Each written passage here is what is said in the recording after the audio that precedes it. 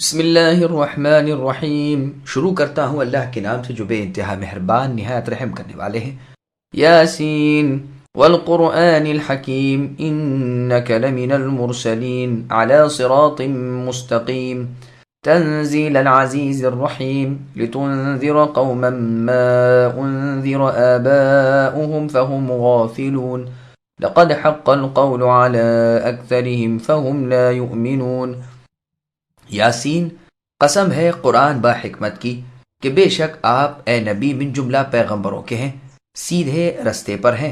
یہ قرآن اللہ تعالیٰ زبردست مہربان کی طرف سے نازل کیا گیا ہے کہ آپ اے نبی ایسے لوگوں کو ڈرائیں جن کے باپ دادا نہیں ڈرائے گئے تھے، سو اسی سے یہ بے خبر ہیں۔ ان میں سے اکثر لوگوں پر بات ثابت ہو چکی ہے، سو یہ لوگ ایمان نہ لائیں گے۔ سورہ یاسین کی فضیلت میں کوئی ایک حدیث بھی ثابت نہیں ہے۔ ہاں البتہ امام دارمی نے اپنی سنن کے اندر حدیث نمبر 3422 کے تحت ابن عباس رضی اللہ عنہما سے بسند حسن لذاتی ہی آپ کا یہ قول نقل فرمایا ہے۔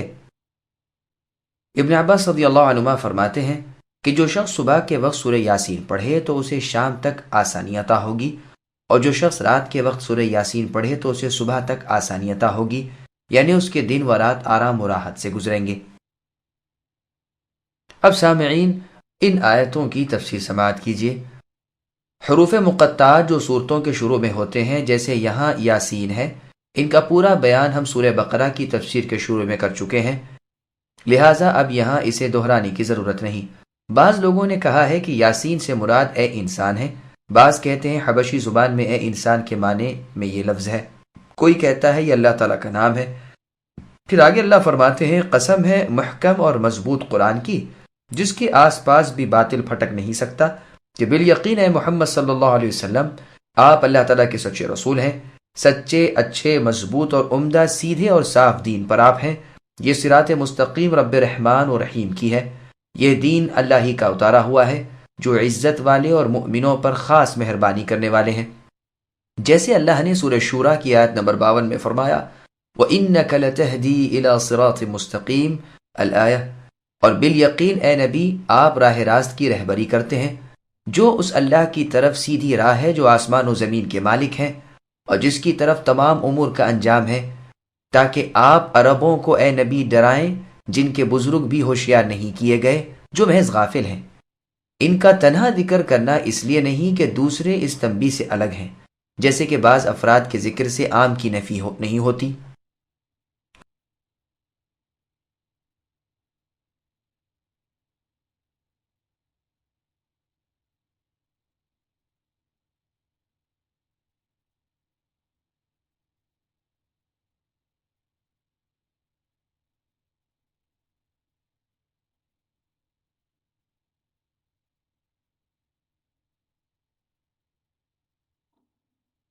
إنا جعلنا في أعناقهم مغلالا فهي إلى الأذقان فهم مقمحون وجعلنا من بين أيديهم سدا ومن خلفهم سدا فأغشيناهم فهم لا يبصرون وسواء عليهم أأنذرتهم أم لم تنذرهم لا يؤمنون إنما تنذر من اتبع الذكر وخشي الرحمن بالغيب فبشره بمغفرة وأجر كريم إنا نحن نحيي الموتى ونكتب ما قدموا وآثارهم وكل شيء أحصيناه في إمام مبين۔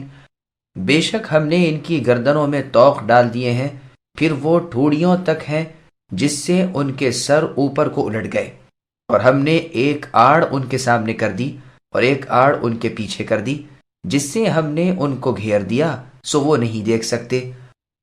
اور ان کے حق میں آپ کا اے نبی ڈرانا یا نہ ڈرانا دونوں برابر ہیں، یہ ایمان نہیں لائیں گے۔ بس آپ تو صرف ایسے شخص کو ڈرا سکتے ہیں جو نصیحت پر چلے اور اللہ تعالیٰ سے بے دیکھے ڈرے، سو آپ اس کو مغفرت اور عمدہ عوض کی خوشخبریاں سنا دیجئے۔ بے شک ہم مردوں کو زندہ کریں گے اور ہم لکھتے جاتے ہیں، اور وہ اعمال بھی جن کو لوگ آگے بھیجتے جاتے ہیں اور ان کے وہ اعمال بھی جن کو پیچھے چھوڑ جاتے ہیں، اور ہم نے ہر چیز کو ایک واضح کتاب میں شمار کر دیا تھا۔ سامعین، اب آیتوں کی تفسیر سماعت کیجیے۔ کفار کی ہٹ دھرمی کا تذکرہ اور ان کا انجام۔ اللہ تعالیٰ فرماتے ہیں کہ ان بد نصیب کافروں کو ہدایت تک پہنچنا بہت مشکل بلکہ محال ہے۔ یہ تو ان لوگوں کی طرح ہیں جن کے ہاتھ گردن پر باندھ دیے جائیں اور ان کا سر اونچا جا رہا ہو۔ گردن کے ذکر کے بعد ہاتھ کا ذکر چھوڑ دیا، لیکن مراد یہی ہے کہ گردن ملا کر ہاتھ باندھ دیے گئے ہیں اور سر اونچے ہیں۔ اور ایسا ہوتا ہے کہ بولنے میں ایک چیز کا ذکر کر کے دوسری چیز کو جو اسی سے سمجھ لی جاتی ہے اس کا ذکر چھوڑ دیتے ہیں۔ عرب شاعروں کے شعر میں بھی یہ بات موجود ہے۔ غل کہتے ہی ہیں دونوں ہاتھوں کو گردن تک پہنچا کر گردن کے ساتھ جکڑ بند کر دینے کو، اسی لیے گردن کا ذکر کیا اور ہاتھوں کا ذکر چھوڑ دیا۔ مطلب یہ ہے کہ ہم نے ان کے ہاتھ ان کی گردنوں سے باندھ دیے ہیں، اس لیے وہ کسی کار خیر کی طرف ہاتھ بڑھا نہیں سکتے۔ ان کے سر اونچے ہیں، ان کے ہاتھ ان کے منہ پر ہیں، وہ ہر بھلائی سے بے بس ہیں۔ گردنوں کے اس طوق کے ساتھ ہی ان کے آگے دیوار ہے یعنی حق سے روک ہے، پیچھے بھی دیوار ہے یعنی حق سے روک ہے۔ اس وجہ سے تردد میں پڑے ہوئے ہیں، حق کے پاس آ نہیں سکتے، ضلالتوں میں گھرے ہوئے ہیں، آنکھوں پر پردے پڑے ہوئے ہیں، حق کو دیکھ ہی نہیں سکتے، نہ حق کی طرف راہ پائیں نہ حق سے فائدہ اٹھائیں۔ ابن عباس رضی اللہ عنہما کی قرات میں فَأَعْشَيْنَاهُمْ عین سے ہے۔ یہ قسم کی آنکھ کی بیماری ہے جو انسان کو نابینا کر دیتی ہے۔ یہ روایت تفسیر میں جریر طبری کی ہے۔ پس اسلام و ایمان کے اور ان کے درمیان چوطرفہ روک ہے، جیسے اور آیت میں اللہ نے فرمایا کہ جن پر اے نبی آپ کے رب کا کلمہ حق ہو چکا ہے وہ تو ایمان لانے کے ہی نہیں۔ گو آپ انہیں سب آیتیں بتا دیں یہاں تک کہ وہ دردناک عذابوں کو خود دیکھ لیں۔ جسے اللہ روک دے وہ کہاں سے روک ہٹا سکے؟ ایک مرتبہ ابو جہل ملعون نے کہا کہ اگر میں محمد صلی اللہ علیہ وسلم کو دیکھ لوں گا تو یوں کروں گا اور یوں کروں گا۔ اس پر یہ آیتیں اتری۔ لوگ اس سے کہتے تھے یہ ہے محمد صلی اللہ علیہ وسلم، لیکن اسے آپ دکھائی نہیں دیتے تھے اور پوچھتا تھا کہاں ہیں۔ ایک مرتبہ اسی ملعون نے ایک مجمع میں کہا تھا کہ دیکھو، یہ یعنی محمد کہتے ہیں کہ اگر تم ان کی تابعداری کرو گے تو تم بادشاہ بن جاؤ گے اور مرنے کے بعد خلد نشیں یعنی جنت میں چلے جاؤ گے، اور اگر تم اس کے خلاف کرو گے تو یہاں ذلت کی موت مارے جاؤ گے اور وہاں آخرت میں عذابوں میں گرفتار ہو جاؤ گے۔ آج آنے تو دو۔ اسی وقت رسول اللہ تشریف لائے، آپ کی مٹھی میں خاک تھی۔ رسول اللہ ابتدا سورہ یاسین سے لا یبصرون تک پڑھتے ہوئے آ رہے تھے۔ اللہ تعالیٰ نے ان سب کو اندھا کر دیا اور آپ ان کے سروں پر خاک ڈالتے ہوئے تشریف لے گئے۔ ان بدبختوں کا گروہ آپ کے گھر کو گھیرے ہوئے تھا۔ اس کے بہت بعد ایک صاحب گھر سے نکلے، ان سے پوچھا کہ تم یہاں کیسے گھیرا ڈالے کھڑے ہو؟ انہوں نے کہا محمد کے انتظار میں ہے، آج اسے زندہ نہیں چھوڑیں گے۔ اس شخص نے کہا واہ واہ، وہ تو گئے بھی اور تم سب کے سروں پر خاک ڈالتے ہوئے نکل گئے۔ یقین نہ ہو تو اپنے سر جھاڑو۔ اب جو سر جھاڑے تو واقعی خاک نکلی۔ رسول اللہ کے سامنے جب ابو جہل کی یہ بات دہرائی گئی تو آپ نے فرمایا اس نے ٹھیک کہا، فی الواقع میری تابعداری ان کے لیے دونوں جہان کی عزت کا باعث ہے اور میری نافرمانی ان کے لیے ذلت کا موجب ہے، اور یہی ہوگا۔ ان پر مہر الہی لگ چکی ہے، یہ نیک بات کا اثر نہیں لیتے۔ سورہ بقرہ میں بھی اس مضمون کی ایک آیت گزر چکی ہے، اور سورہ یونس آیت نمبر 96 اور 97 میں ہے ان الذین حقت علیہم الآیہ، یعنی جن پر کلمہ عذاب ثابت ہو گیا ہے انہیں ایمان نصیب نہیں ہونے کا۔ گو اے نبی آپ انہیں تمام نشانیاں دکھا دیں یہاں تک کہ وہ خود اللہ کے عذاب کو اپنی آنکھوں سے دیکھ لیں۔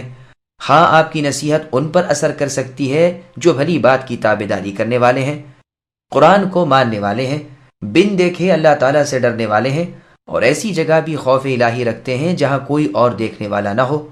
وہ جانتے ہیں کہ اللہ تعالیٰ ہمارے حال پر مطلع ہے اور ہمارے افعال کو بخوبی دیکھ رہے ہیں۔ ایسے لوگوں کو تو اے نبی آپ گناہوں کی معافی کی، اجر عظیم و جمیل کی خوشخبری پہنچا دیجئے۔ جیسے اور آیت میں اللہ نے فرمایا کہ جو لوگ پوشیدگی میں بھی اللہ تعالیٰ سے ڈرتے رہتے ہیں ان کے لیے بخشش اور ثواب کبیر ہے۔ پھر آگے اللہ رب العالمین نے فرمایا کہ ہم ہی ہیں جو مردوں کو زندہ کرتے ہیں، ہم قیامت کے دن انہیں نئی زندگی میں پیدا کرنے پر قادر ہیں، اور اس میں اشارہ ہے کہ مردہ دلوں کے زندہ کرنے پر بھی اس اللہ تعالیٰ کو قدرت ہے، وہ گمراہوں کو بھی راہ راست پر ڈال دیتے ہیں۔ جیسے اور مقام پر مردہ دلوں کا ذکر کر کے قرآن مجید میں سورہ حدید کی آیت نمبر 17 میں اللہ نے فرمایا اعلموا ان اللہ الآیہ، کہ جان لو اللہ تعالیٰ زمین کو اس کی موت کے بعد زندہ کر دیتے ہیں۔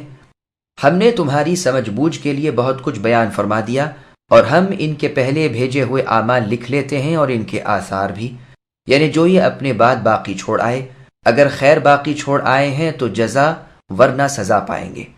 چنانچہ صحیح مسلم میں ہے، رسول اللہ صلی اللہ علیہ وسلم فرماتے ہیں، جو شخص اسلام میں نیک طریقہ جاری کرے، اس کا اور اسے جو کریں ان سب کا بدلہ ملتا ہے، لیکن ان کے بدلے کم ہو کر نہیں، اور جو شخص کسی برے طریقے کو جاری کرے اس کا بوجھ اس پر ہے، اور ان کا بھی جو اس پر اس کے بعد کاربند ہوں، لیکن ان کا بوجھ گھٹا کر نہیں۔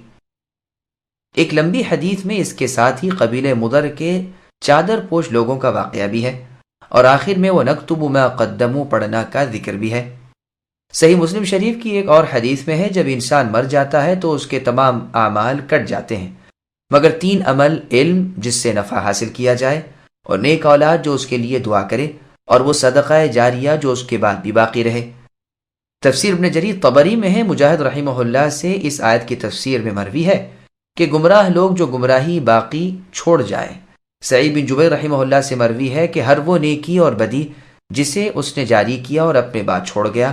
بغوی بھی اسی قول کو پسند فرماتے ہیں۔ اس جملے کی تفسیر میں دوسرا قول یہ ہے کہ مراد آثار سے نشان قدم ہے جو اطاعت یا معصیت کی طرف اٹھیں۔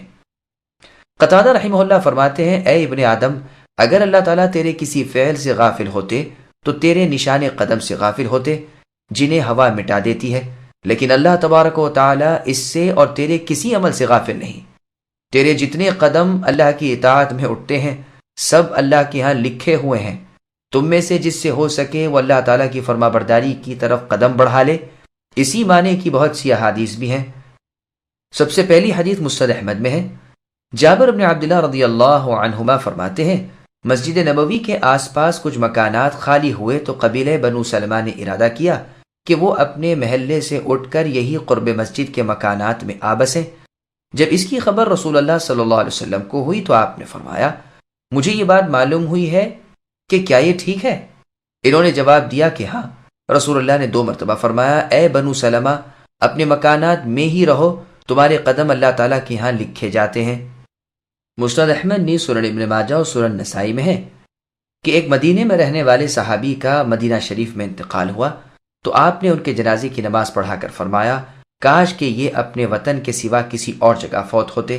کسی نے کہا، یہ کیوں؟ فرمایا، اس لیے کہ جب کوئی مسلمان غیر وطن میں فوت ہوتا ہے تو اس کے وطن سے لے کر وہاں تک کی زمین کا ناپ کر کے اسے جنت میں جگہ ملتی ہے۔ تفسیر ابن جریر میں ثابت رحمہ اللہ سے روایت ہے کہ میں انس رضی اللہ عنہ کے ساتھ نماز کے لیے مسجد کی طرف چلا۔ میں جلدی جلدی بڑے قدموں میں چلنے لگا تو آپ نے میرا ہاتھ تھام لیا اور اپنے ساتھ آہستہ آہستہ ہلکے ہلکے قدموں سے لے جانے لگے۔ جب ہم نماز سے فارغ ہوئے تو آپ نے فرمایا، میں زید بن ثابت رضی اللہ عنہ کے ساتھ مسجد کو جا رہا تھا اور تیز قدم چل رہا تھا تو آپ نے مجھ سے فرمایا، اے انس، کیا تمہیں معلوم نہیں کہ نشانات قدم لکھے جاتے ہیں، یعنی ثواب کے طور پر؟ اس قول سے پہلے قول کی مزید تائید ہوتی ہے، کیونکہ جب نشان قدم تک لکھے جاتے ہیں تو پھیلائی ہوئی برائی بھلائی کیوں نہ لکھی جاتی ہوگی، واللہ اعلم۔ پھر آگے اللہ نے فرمایا، کل کائنات جمیع موجودات مضبوط کتاب لوح محفوظ میں درج ہے جو ام الکتاب۔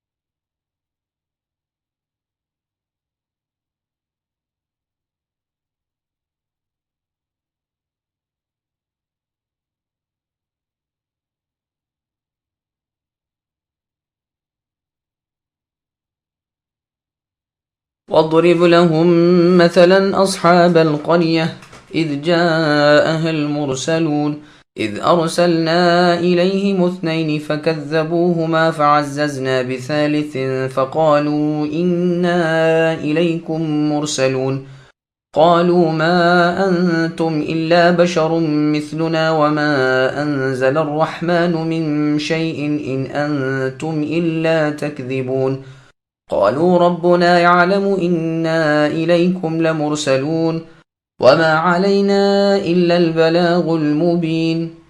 اور آپ اے نبی ان کے سامنے ایک قصہ یعنی ایک بستی والوں کا قصہ اس وقت کا بیان کیجئے جبکہ اس بستی میں کئی رسول آئے، یعنی جبکہ ہم نے ان کے پاس 2 کو بھیجا، سو ان لوگوں نے اول دونوں کو جھوٹا بتلایا، پھر تیسرے سے تائید کی۔ سو ان تینوں نے کہا کہ ہم تمہارے پاس بھیجے گئے ہیں۔ ان لوگوں نے کہا کہ تم تو ہماری طرح معمولی آدمی ہو، اور اللہ تعالیٰ رحمان نے کوئی چیز نازل نہیں کی، تم نرا جھوٹ بولتے ہو۔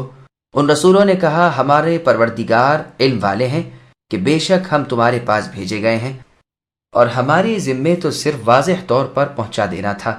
سامعین، اب ان آیتوں کی تفسیر سماعت کیجیے۔ ایک بستی والوں کا واقعہ۔ اللہ تعالیٰ اپنے نبی محمد صلی اللہ علیہ وسلم کو حکم فرما رہے ہیں کہ آپ اپنی قوم کے سامنے ان اگلے لوگوں کا قصہ بیان فرمائیے جنہوں نے ان سے پہلے اپنے رسولوں کو ان کی طرح جھٹلایا تھا۔ یہ واقعہ شہر انطاکیہ کا ہے۔ وہاں کے بادشاہ کا نام انتخیس تھا، اس کے باپ اور دادا کا بھی یہی نام تھا۔ یہ سب راجا پرجا پرست تھے۔ ان کے پاس اللہ تعالیٰ کے 3 پیغمبر آئے، صادق، صدوق اور شلوم۔ اللہ تعالیٰ کے درود و سلام ان پر نازل ہوں، لیکن ان بد نصیب لوگوں نے سب کو جھٹلا دیا۔ عنقریب یہ بیان بھی آ رہا ہے کہ بعض بزرگوں نے اسے نہیں مانا کہ یہ واقعہ انطاکیہ کا ہو۔ پہلے تو ان کے پاس 2 پیغمبر آئے، انہوں نے انہیں نہ مانا۔ ان 2 کی تائید میں پھر تیسرے نبی آئے۔ پہلے 2 رسولوں کا نام شمعون اور یوحنا تھا، اور تیسرے رسول کا نام بولس تھا۔ ان سب نے کہا کہ ہم اللہ تعالیٰ کے بھیجے ہوئے ہیں جس نے تمہیں پیدا کیا ہے۔ اللہ نے ہماری معرفت تمہیں حکم بھیجا ہے کہ تم اللہ کے سوا کسی اور کی عبادت نہ کرو۔ قتادہ بن دعامہ کا خیال ہے کہ یہ تینوں بزرگ مسیح علیہ السلام کے بھیجے ہوئے تھے۔ بستی کے ان لوگوں نے جواب دیا کہ تم تو ہم جیسے ہی انسان ہو، پھر کیا وجہ ہے کہ تمہاری طرف اللہ تعالیٰ کی وحی آئے اور ہماری طرف نہ آئے؟ ہاں، اگر تم رسول ہوتے تو چاہیے تھا کہ تم فرشتے ہوتے۔ اکثر کفار نے یہی شبہ اپنے اپنے زمانے کے پیغمبروں کے سامنے پیش کیا تھا، جیسے اللہ عز و جل نے سورہ مؤمن کی آیت نمبر 22 میں فرمایا، ذَلِكَ بِأَنَّهُ كَانَتْ تَأْتِيهِمْ رُسُلُهُمْ بِالْبَيِّنَاتِ الآیہ، یعنی لوگوں کے پاس رسول آئے اور انہوں نے جواب دیا کہ انسان ہمارے ہادی بن کر آئے۔ اور سورہ ابراہیم کی آیت نمبر 10 میں فرمایا، قَالُوا إِنْ أَنْتُمْ إِلَّا بَشَرٌ مِثْلُنَا۔ کفار و مشرکین نے اپنے پیغمبروں سے کہا، تم تو ہم جیسے ہی انسان ہو، تمہاری چاہت صرف یہ ہے کہ ہمیں اپنے باپ دادوں کے معبودوں سے روک دو، جاؤ کوئی کھلا غلبہ لے آؤ۔ اور سورہ مؤمنون کی آیت نمبر 34 میں فرمایا، وَلَئِنْ أَطَعْتُمْ بَشَرًا مِثْلَكُمْ إِنَّكُمْ إِذًا لَخَاسِرُونَ، یعنی کافروں نے آپس میں ایک دوسرے سے کہا کہ اگر تم نے اپنے جیسے انسانوں کی تابع داری کی تو تم یقیناً بڑے ہی نقصان میں پڑ گئے۔ اس سے بھی زیادہ وضاحت کے ساتھ سورہ بنی اسرائیل آیت نمبر 94 وَمَا مَنَعَ النَّاسَ أَن يُؤْمِنُوا میں اس کا بیان ہے۔ یہی ان لوگوں نے بھی ان تینوں نبیوں سے کہا کہ تم تو ہم جیسے انسان ہی ہو، اور حقیقت میں اللہ تعالیٰ نے تو کچھ بھی نازل نہیں فرمایا، تم یوں ہی غلط سلط کہہ رہے ہو۔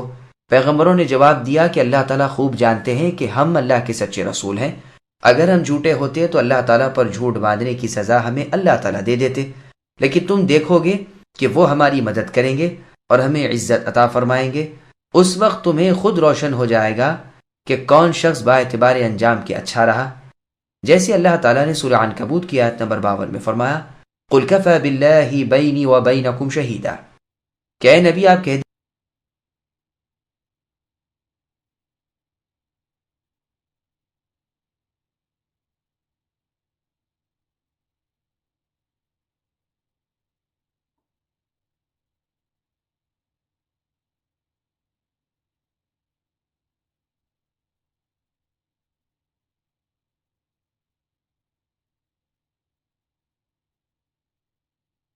قالوا إنا تطيرنا بكم لئن لم تنتهوا لنرجمنكم وليمسنكم منا عذاب أليم قالوا طائركم معكم أئن ذكرتم بل أنتم قوم مسرفون وجاء من أقصى المدينة رجل يسعى قال يا قوم اتبعوا المرسلين اتبعوا من لا يسألكم أجرا وهم مهتدون۔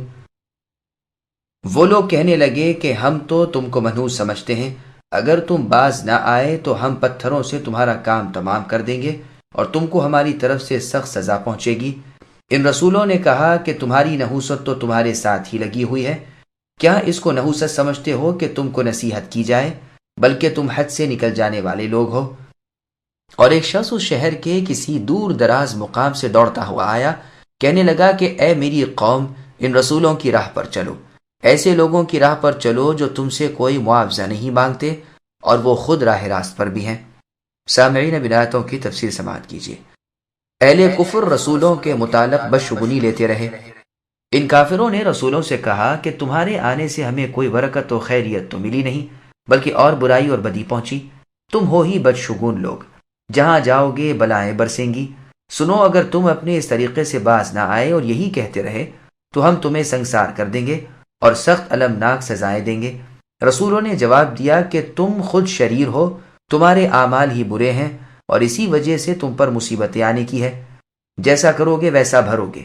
یہی بات فرعونیوں نے موسیٰ علیہ السلام اور ان کی قوم بنی اسرائیل کے مؤمنوں سے کہی تھی۔ جب انہیں کوئی راحت ملتی تو کہتے ہم تو اس کے مستحق ہی تھے، اور اگر کوئی رنج پہنچتا تو موسیٰ علیہ السلام اور مؤمنوں کی بدشگونی پر اسے محمول کرتے، جس کے جواب میں اللہ تعالیٰ نے فرمایا، سورہ اعراف آیت نمبر 131، الا انما طائرهم عند اللہ، یعنی ان کی مصیبتوں کی وجہ ان کے اعمال بد ہیں جن کا وبال ہماری جانب سے انہیں پہنچ رہا ہے۔ قوم صالح نے بھی اپنے نبی صالح علیہ السلام سے یہی کہا تھا اور یہی جواب پایا تھا۔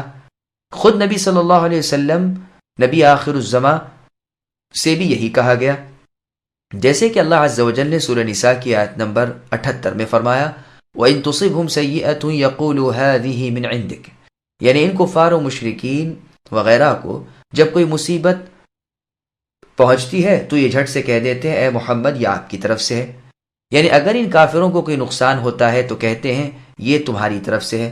اے نبی آپ کہہ دیجیے یہ سب کچھ اللہ تعالیٰ کی جانب سے ہے۔ انہیں کیا ہو گیا ہے کہ ان سے یہ بات بھی نہیں سمجھی جاتی۔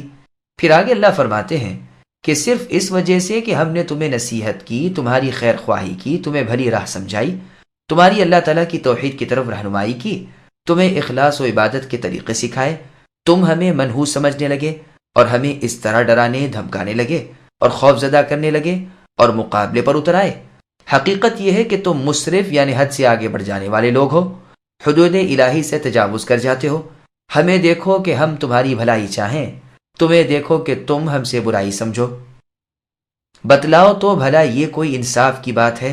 افسوس تم انصاف کے دائرے سے نکل گئے۔ حبیب کا ذکر۔ مروی ہے کہ اس بستی کے لوگ یہاں تک سرکش ہو گئے کہ انہوں نے پوشیدہ طور پر نبیوں کے قتل کا ارادہ کر لیا۔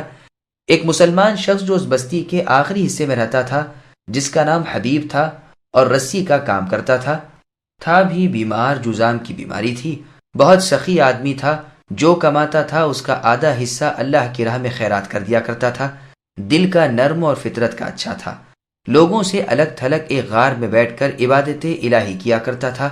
اس نے جب اپنی قوم کے اس بد ارادے کو کسی طرح معلوم کر لیا تو اس سے صبر نہ ہو سکا، دوڑتا بھاگتا آیا۔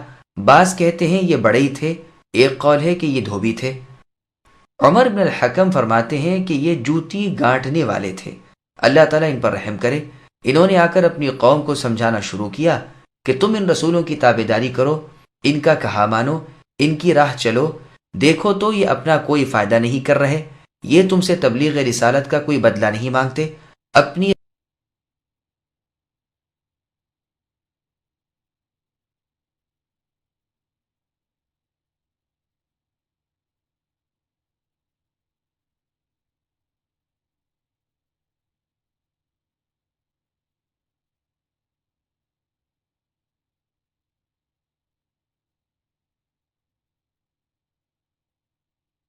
وما لي لا أعبد الذي فطرني وإليه ترجعون أتخذ من دونه آلهة إن يردني الرحمن بضر لا تغن عني شفاعتهم شيئا ولا ينقذون إني إذا لفي ضلال مبين إني آمنت بربكم فاسمعون۔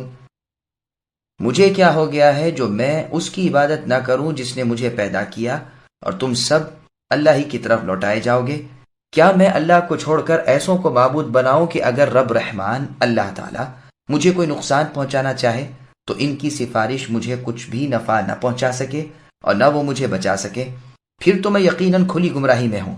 میری سنو، میں تو سچے دل سے تم سب کے رب تعالیٰ پر ایمان لا چکا۔ سامعین، اب آیتوں کی تفصیل سماعت کیجیے۔ عبادت صرف اللہ تعالیٰ کا حق ہے۔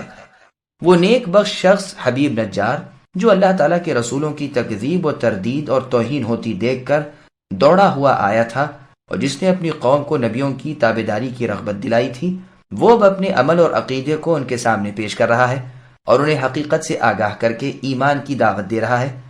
تو کہتا ہے کہ میں تو صرف اپنے خالق و مالک اللہ وحدہ لا شریک لہ کی ہی عبادت کرتا ہوں، جبکہ صرف اللہ ہی نے مجھے پیدا کیا ہے، تو میں اللہ کی عبادت کیوں نہ کروں؟ پھر یہ نہیں کہ اب ہم اللہ کی قدرت سے نکل گئے ہیں، اب اللہ سے ہمیں کوئی تعلق نہ رہا ہو، نہیں، بلکہ سب کے سب لوٹ کر پھر اللہ کے سامنے جمع ہونے والے ہیں۔ اس وقت وہ ہر بھلائی برائی کا بدلہ دیں گے۔ یہ کیسی شرم کی بات ہے کہ میں اللہ تعالیٰ کو جو خالق و قادر ہیں انہیں چھوڑ کر اوروں کو پوجوں، اوروں کی عبادت کروں جو نہ تو یہ طاقت رکھیں کہ اللہ تعالیٰ کی طرف سے آئی ہوئی کسی مصیبت کو مجھ سے ٹال دیں، نہ یہ کہ ان کے کہنے سننے کی وجہ سے مجھے کوئی برائی ہی نہ پہنچے۔ اللہ تعالیٰ اگر مجھے کوئی ضرر پہنچانا چاہے تو اس کو دفع نہیں کر سکتے، روک نہیں سکتے، نہ مجھے اس سے بچا سکتے ہیں۔ اگر میں ایسے کمزوروں کی عبادت کرنے لگوں تو مجھ سے بڑھ کر گمراہ اور بہکا ہوا اور کون ہوگا؟ پھر تو نہ صرف مجھے بلکہ دنیا کے ہر بھلے انسان پر میری گمراہی کھل جائے گی۔ میری قوم کے لوگوں، اپنے جس حقیقی معبود اور پروردگار سے تم منکر ہوئے ہو، سنو، میں اللہ ہی کی ذات پر ایمان رکھتا ہوں۔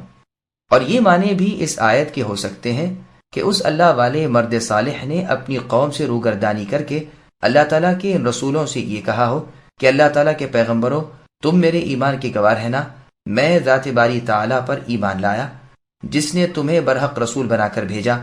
پس گویا یہ اپنے ایمان پر اللہ تعالیٰ کے رسولوں کو گواہ بنا رہا ہے۔ یہ قول بنسبت اگلے قول کے بھی زیادہ واضح ہے، واللہ اعلم۔ تفسیر ابن جریر طبری میں ہے، ابن عباس رضی اللہ عنہما وغیرہ فرماتے ہیں کہ یہ بزرگ شخص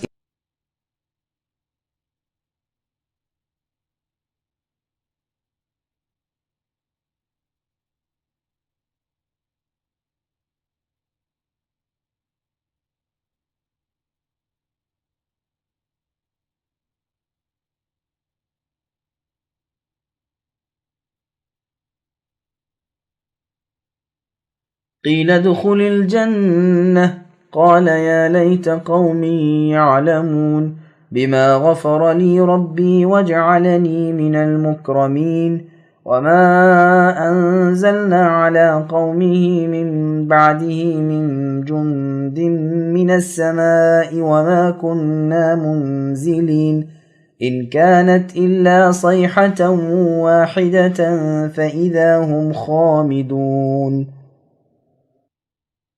اس سے کہا گیا کہ جنت میں چلا جا۔ کہنے لگا کاش کہ میری قوم کو بھی علم ہو جاتا کہ مجھے میرے رب تعالیٰ نے بخش دیا اور مجھے عزت والے لوگوں میں سے کر دیا۔ اس کے بعد ہم نے اس کی قوم پر آسمان سے کوئی لشکر نہ اتارا اور نہ اس طرح ہم اتارا کرتے ہیں۔ وہ تو صرف ایک زور کی چیخ تھی کہ یکایک وہ سب کے سب بجھ بجھا گئے۔ سامعین، اب ان آیتوں کی تفسیر سماعت کیجیے۔ مومن کے لیے جنت کی خوشخبری۔ ابن مسعود رضی اللہ عنہ فرماتے ہیں کہ ان کفار نے اس مومن آدمی کو بری طرح مارا پیٹا، اس کو گرا کر اس کے پیٹ پر چڑھ بیٹھے اور پیروں سے اسے روندنے لگے، یہاں تک کہ اس کی آنتیں اس کے پیچھے کے راستے سے باہر نکل آئیں۔ اسی وقت اللہ تعالیٰ کی طرف سے اس کو جنت کی خوشخبری سنائی گئی۔ اسے اللہ نے دنیا کے رنج و غم سے آزاد کر دیا اور امن و چین کے ساتھ جنت میں پہنچا دیا۔ ان کی شہادت سے اللہ تعالیٰ خوش ہوئے، جنت ان کے لیے کھول دی گئی اور داخلے کی اجازت مل گئی۔ اپنے ثواب و اجر کو، عزت و اکرام کو دیکھ کر پھر اس کی زبان سے نکل گیا، کاش کہ میری قوم یہ جان لیتی کہ مجھے میرے رب تعالیٰ نے بخش دیا اور میرا بڑا ہی اکرام کیا۔ یہ روایت تفسیر ابن جریر طبری میں ہے۔ فی الواقع مومن سب کے خیر خواہ ہوتے ہیں، وہ دھوکے باز اور بدخواہ نہیں ہوتے۔ اس اللہ والے شخص نے زندگی میں بھی قوم کی خیر خواہی کی اور مرنے کے بعد بھی ان کا خیر خواہ رہا۔ یہ بھی مطلب ہے کہ وہ کہتا ہے کہ کاش کہ میری قوم یہ جان لیتی کہ مجھے کس باعث میرے رب نے بخشا اور کیوں میری عزت کی، تو لا محالہ وہ بھی اس چیز کو حاصل کرنے کی کوشش کرتی، اللہ پر ایمان لاتی اور رسولوں کی پیروی کرتی۔ اللہ تعالیٰ ان پر رحمت کرے اور ان سے خوش رہے۔ دیکھو تو قوم کی ہدایت کے کس قدر خواہش مند تھے۔ کعب الاحبار رحمہ اللہ کے پاس جب حبیب ابن زید ابن عاصم رضی اللہ عنہ کا ذکر کیا گیا، جو قبیلہ بنو مازن بن نجار سے تھے، جن کو جنگ یمامہ میں مسیلمہ کذاب ملعون نے شہید کر دیا تھا، تو آپ نے فرمایا اللہ تعالیٰ کی قسم، یہ حبیب رضی اللہ عنہ بھی اسی حبیب کی طرح تھے جن کا ذکر سورہ یاسین میں ہے۔ ان سے اس کذاب نے رسول اللہ کے بارے میں دریافت کیا تو آپ نے فرمایا بے شک وہ اللہ تعالیٰ کے رسول ہیں۔ اس نے کہا میری نسبت بھی تو گواہی دیتا ہے کہ میں رسول اللہ ہوں؟ تو حبیب رضی اللہ عنہ نے فرمایا میں نہیں سنتا۔ اس نے کہا محمد صلی اللہ علیہ وسلم کی نسبت تو کیا کہتا ہے؟ آپ رضی اللہ عنہ نے فرمایا کہ میں ان کی سچی رسالت کو مانتا ہوں۔ اس نے پھر پوچھا میری رسالت کی نسبت کیا کہتا ہے؟ جواب دیا کہ میں نہیں سنتا۔ اس ملعون مسیلمہ نے کہا ان کی نسبت تو سن لیتا ہے اور میری نسبت بہرا بن جاتا ہے۔ چنانچہ اس کے بعد ایک مرتبہ پوچھتا اور ان کے اس جواب پر ایک عضو بدن کٹوا دیتا، پھر پوچھتا، پھر یہی جواب پاتا، پھر ایک عضو بدن کٹواتا، اسی طرح جسم کا ایک ایک جوڑ کٹوا دیا، اور وہ اپنے سچے اسلام پر آخری دم تک قائم رہے، اور جو جواب پہلے تھا وہی آخر تک رہا، یہاں تک کہ شہید ہو گئے رضی اللہ تعالی عنہ و ارضاہ۔ اس کے بعد ان لوگوں پر جو غضب الہی نازل ہوا اور جس عذاب سے وہ غارت کر دیے گئے، اس کا ذکر ہو رہا ہے۔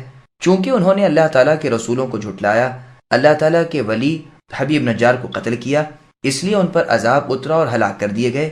لیکن انہیں برباد کرنے کے لیے اللہ تعالیٰ نے نہ تو کوئی لشکر آسمان سے بھیجا، نہ کوئی خاص اہتمام کرنا پڑا، نہ کسی بڑے سے بڑے کام کے لیے اسے اس کی ضرورت۔ اللہ کا تو صرف حکم کر دینا کافی ہے۔ نہ انہیں اس کے بعد کوئی تنبیہ کی گئی، نہ ان پر فرشتے اتارے گئے، بلکہ بلا مہلت عذاب میں پکڑ لیے گئے، اور بغیر اس کے کہ کوئی نام لیوا پانی دینے والا ہو، اول سے آخر تک ایک ایک کر کے سب فنا کے گھاٹ اتار دیے گئے۔ جبریل علیہ السلام آئے اور ان کے شہر انطاکیہ کے دروازے کی چوکٹ تھام کر اس زور سے آواز لگائی کہ کلیجے پاش پاش ہو گئے اور دل دہل گئے اور روحیں پرواز کر گئیں۔ قتادہ رحمہ اللہ سے مروی ہے کہ ان لوگوں کے پاس جو تینوں رسول آئے تھے یہ عیسیٰ علیہ السلام کے بھیجے ہوئے قاصد تھے، لیکن اس میں قدر کلام ہے۔ اولاً تو یہ کہ قصے کے ظاہر سے معلوم ہوتا ہے کہ وہ مستقل رسول تھے۔ فرمان ہے اذ ارسلنا، جبکہ ہم نے ان کی طرف 2 رسول بھیجے، جب انہوں نے ان دونوں کو جھٹلایا تو ہم نے ان کی مدد کے لیے تیسرا رسول بھیجا۔ پھر اللہ تعالیٰ کے یہ رسول اہل انطاکیہ سے کہتے ہیں انا الیکم مرسلون، یعنی ہم تمہاری طرف رسول ہیں۔ بس اگر یہ تینوں عیسیٰ علیہ السلام کے حواریوں میں سے عیسیٰ علیہ السلام کے بھیجے ہوئے ہوتے تو انہیں یہ کہنا مناسب نہ تھا، بلکہ وہ کوئی ایسا جملہ کہتے جس سے معلوم ہو جاتا کہ یہ عیسیٰ علیہ السلام کے قاصد ہیں، واللہ عالم۔ پھر یہ بھی ایک قرینہ ہے کہ کفار انطاکیہ ان کے جواب میں کہتے ہیں ان انتم الا بشر مثلنا، کہ تم لوگ تو ہم ہی جیسے انسان ہو۔ دیکھ لو یہ کلمہ کفار ہمیشہ رسولوں کو ہی کہتے رہے، اگر وہ حواریوں میں سے یعنی عیسیٰ علیہ السلام کے ساتھیوں میں ہوتے تب تو ان کا مستقل دعوی رسالت کا تھا ہی نہیں، پھر انہیں یہ لوگ یہ الزام ہی کیوں دیتے؟ ثانیاً اہل انطاکیہ کی طرف مسیح علیہ السلام کے قاصد گئے تھے اور اس وقت اس بستی کے لوگ ان پر ایمان لائے تھے، بلکہ یہی وہ پہلی بستی ہے جو ساری کی ساری مسیح علیہ السلام پر ایمان لائی۔ اسی لیے نصرانیوں کے وہ 4 شہر جو مقدس سمجھے جاتے ہیں ان میں ایک یہ بھی ہے، یعنی انطاکیہ۔ بیت المقدس کی بزرگی کے وہ قائل اس لیے ہیں کہ وہ مسیح علیہ السلام کا شہر ہے، اور انطاکیہ کو حرمت والا شہر اس لیے کہتے ہیں کہ سب سے پہلے یہی کے لوگ مسیح علیہ السلام پر ایمان لائے، اور اسکندریہ کی عظمت کی وجہ یہ ہے کہ یہاں انہوں نے اپنے مذہبی عہدیداروں کے تقرر پر اجماع کیا، اور رومیہ کی حرمت کے قائل اس وجہ سے ہیں کہ شاہ قسطنطین کا شہر یہی ہے، اور اسی بادشاہ نے ان کے دین کی امداد کی تھی اور یہیں ان کے تبرکات تھے۔ پھر جب اس نے قسطنطینیہ شہر بسایا تو ان تبرکات کو رومیہ سے یہاں لا رکھا۔ سعد بن بطریق وغیرہ نصرانی مورخین کی تاریخوں میں یہ سب واقعات مذکور ہیں۔ مسلمان مورخین نے بھی یہی لکھا ہے۔ پس معلوم ہوا کہ انطاکیہ والوں نے عیسیٰ علیہ السلام کے قاصدوں کی تو مان لی تھی، اور یہاں بیان ہے کہ انہوں نے نہ مانی اور ان پر عذاب الہی آیا اور تہس نہس کر دیے گئے، تو ثابت ہوا کہ یہ واقعہ اور ہے۔ یہ رسول مستقل رسالت پر مأمور تھے اور انہوں نے نہ مانا، جس پر انہیں سزا ہوئی، اور وہ بے نشان کر دیے گئے اور چراغ سحری کی طرح بجھا دیے گئے، واللہ اعلم۔ ثالثاً انطاکیہ والوں کا قصہ جو عیسیٰ علیہ السلام کے حواریوں کے ساتھ وقوع میں آیا، وہ قطعاً تورات کے اترنے کے بعد کا ہے، اور ابو سعید رضی اللہ عنہ اور سلف کی ایک جماعت سے منقول ہے کہ تورات کے نزول کے بعد کسی بستی کو اللہ تعالیٰ نے اپنے آسمانی عذاب سے بالکل برباد نہیں کیا، بلکہ مؤمنوں کو کافروں سے جہاد کرنے کا حکم دے کر کفار کو نیچا دکھایا، جیسا کہ اللہ تعالیٰ نے سورہ قصص کی آیت نمبر 43 میں فرمایا، وَلَقَدْ آتَيْنَا مُوسَى الْكِتَابَ مِن بَعْدِ مَا أَهْلَكْنَا کی تفسیر میں ہے، اور اس بستی کی آسمانی ہلاکت پر آیات قرآنی شاہد ہیں جن سے عدل واضح ہے۔ نیز اس سے یہ بھی ثابت ہوتا ہے کہ یہ واقعہ انطاکیہ کا نہیں، جیسے کہ بعض سلف کے اقوال بھی اسے مطلق اور تعیین مقام سے آزاد کرتے ہیں۔ ان کا قول ہے کہ اس سے مراد یہ مشہور شہر انطاکیہ نہیں، ہاں یہ بھی ہو سکتا ہے کہ انطاکیہ نامی کوئی شہر اور بھی ہو اور یہ واقعہ وہاں کا ہو، اس لیے کہ جو انطاکیہ مشہور ہے اس کا عذاب اللہ تعالیٰ سے نیست و نابود ہونا مشہور نہیں ہوا، نہ تو نصرانیت کے زمانے میں اور نہ اس سے پہلے، واللہ سبحانہ وتعالی اعلم۔ یہ بھی یاد رہے کہ طبرانی کی ایک مرفوع حدیث میں ہے کہ دنیا میں 3 ہی شخص سبقت کرنے میں سب سے آگے نکل گئے ہیں، موسیٰ علیہ السلام کی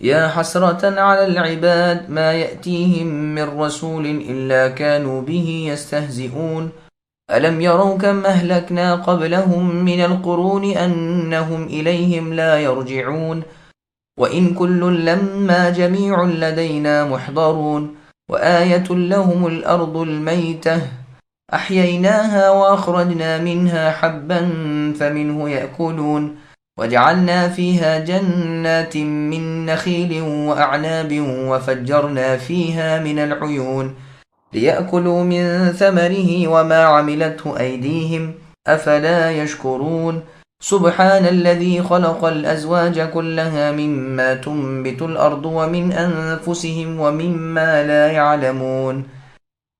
بندوں پر افسوس، کبھی بھی کوئی رسول ان کے پاس نہیں آیا جس کی ہنسی انہوں نے نہ اڑائی ہو۔ کیا انہوں نے نہیں دیکھا کہ ان کے پہلے بہت سی بستیاں ہم نے غارت کر دی ہیں جو ان کی طرف واپس نہیں لوٹتے، اور نہیں ہے کوئی جماعت مگر یہ کہ وہ جمع ہو کر ہمارے سامنے حاضر کی جائے گی۔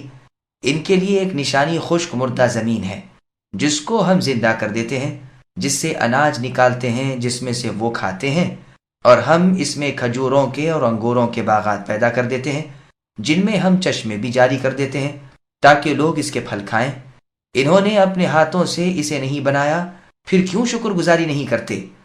وہ اللہ تعالیٰ کی ذات تو پاک ہے جس نے ہر چیز کے جوڑے پیدا کیے، اور خواہ وہ زمین کی اگائی ہوئی چیزیں ہوں، خواہ خود ان کے نفوس ہوں، خواہ وہ چیزیں ہوں جنہیں یہ جانتے بھی نہیں۔ سامعین، اب ان آیتوں کی تفسیر سماعت کیجیے۔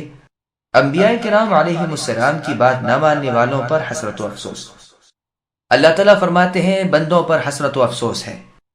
بندے کل اپنے اوپر کیسے نادم ہوں گے، وہ بار بار کہیں گے کہ ہائے افسوس، ہم نے تو خود اپنا برا کیا۔ بعض قراتوں میں یا حسرت العباد علی انفسها بھی ہے، مطلب یہ ہے کہ قیامت کے دن عذابوں کو دیکھ کر ہاتھ ملیں گے کہ انہوں نے کیوں رسولوں کو جھٹلایا اور کیوں اللہ تعالیٰ کے فرمان کے خلاف کیا۔ دنیا میں تو ان کا یہ حال تھا کہ جب کبھی جو رسول آیا انہوں نے بلا تأمل جھٹلایا اور دل کھول کر ان کی بے ادبی اور توہین کی۔ وہ اگر یہاں تأمل کرتے تو سمجھ لیتے کہ ان سے پہلے جن لوگوں نے پیغمبروں کی نہ مانی تھی وہ غارت و برباد کر دیے گئے، ان کی بھوسی اڑا دی گئی، ایک بھی تو ان میں سے نہ بچ سکا، نہ اس دار آخرت سے کوئی واپس پلٹا۔ اس میں ان لوگوں کا بھی رد ہے جو دہریے تھے، جن کا خیال تھا کہ یوں ہی دنیا میں مرتے جیتے چلے جائیں گے، لوٹ لوٹ کر اس دنیا میں آئیں گے۔ تمام گزرے ہوئے، موجود اور آنے والے لوگ قیامت کے دن اللہ تعالیٰ کے سامنے حساب و کتاب کے لیے حاضر کیے جائیں گے، اور وہاں ہر برائی اور برائی کا بدلہ پائیں گے، جیسے اللہ تعالیٰ نے سورہ ہود کی آیت نمبر 111 میں فرمایا، وَإِنَّ كُلًّا لَمَّا لَيُوَفِّيَنَّهُمْ رَبُّكَ أَعْمَالَهُمْ، یعنی ہر شخص کو اس کے اعمال کا پورا پورا بدلہ آپ کے رب اے نبی عطا فرمائیں گے۔ ایک قرات میں لما ہے تو ان اس بات کے لیے ہوگا، اور لما پڑھنے کے وقت ان نافیہ ہوگا، اور لما معنی میں اللہ کے ہوگا۔ تو مطلب آیت کا یہ ہوگا کہ نہیں ہے سب، مگر یہ کہ سب کے سب ہمارے سامنے حاضر شدہ ہیں۔ دوسری قرات پر بھی مطلب یہی رہے گا، واللہ سبحانہ وتعالی علم۔ اللہ تعالیٰ کے وجود کی ایک عظیم نشانی۔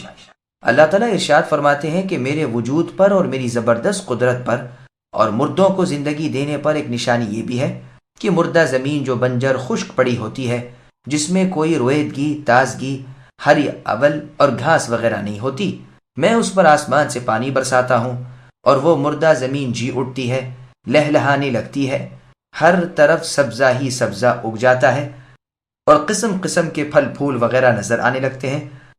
تو اللہ تعالیٰ فرماتے ہیں کہ ہم اس مردہ زمین کو زندہ کر دیتے ہیں اور اس میں قسم قسم کے اناج پیدا کر دیتے ہیں۔ بعض کو تو تم اے انسانوں کھاتے ہو اور بعض تمہارے جانور کھاتے ہیں۔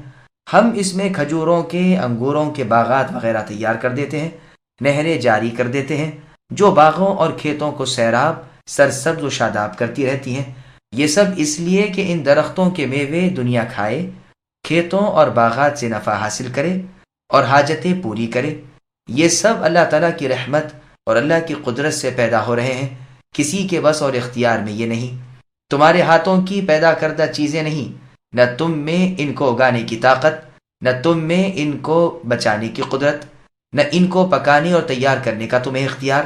صرف اللہ تعالیٰ کے یہ کام ہیں اور اللہ ہی کی یہ مہربانی ہے، اور اللہ کے احسان کے ساتھ ہی ساتھ یہ اللہ کی قدرت کے نمونے ہیں۔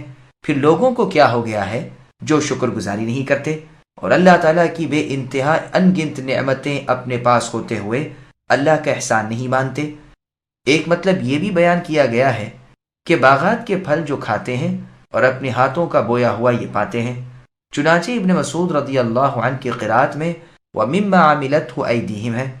پاک و برتر اور تمام نقصانات سے بری وہ اللہ تعالیٰ ہے جس نے زمین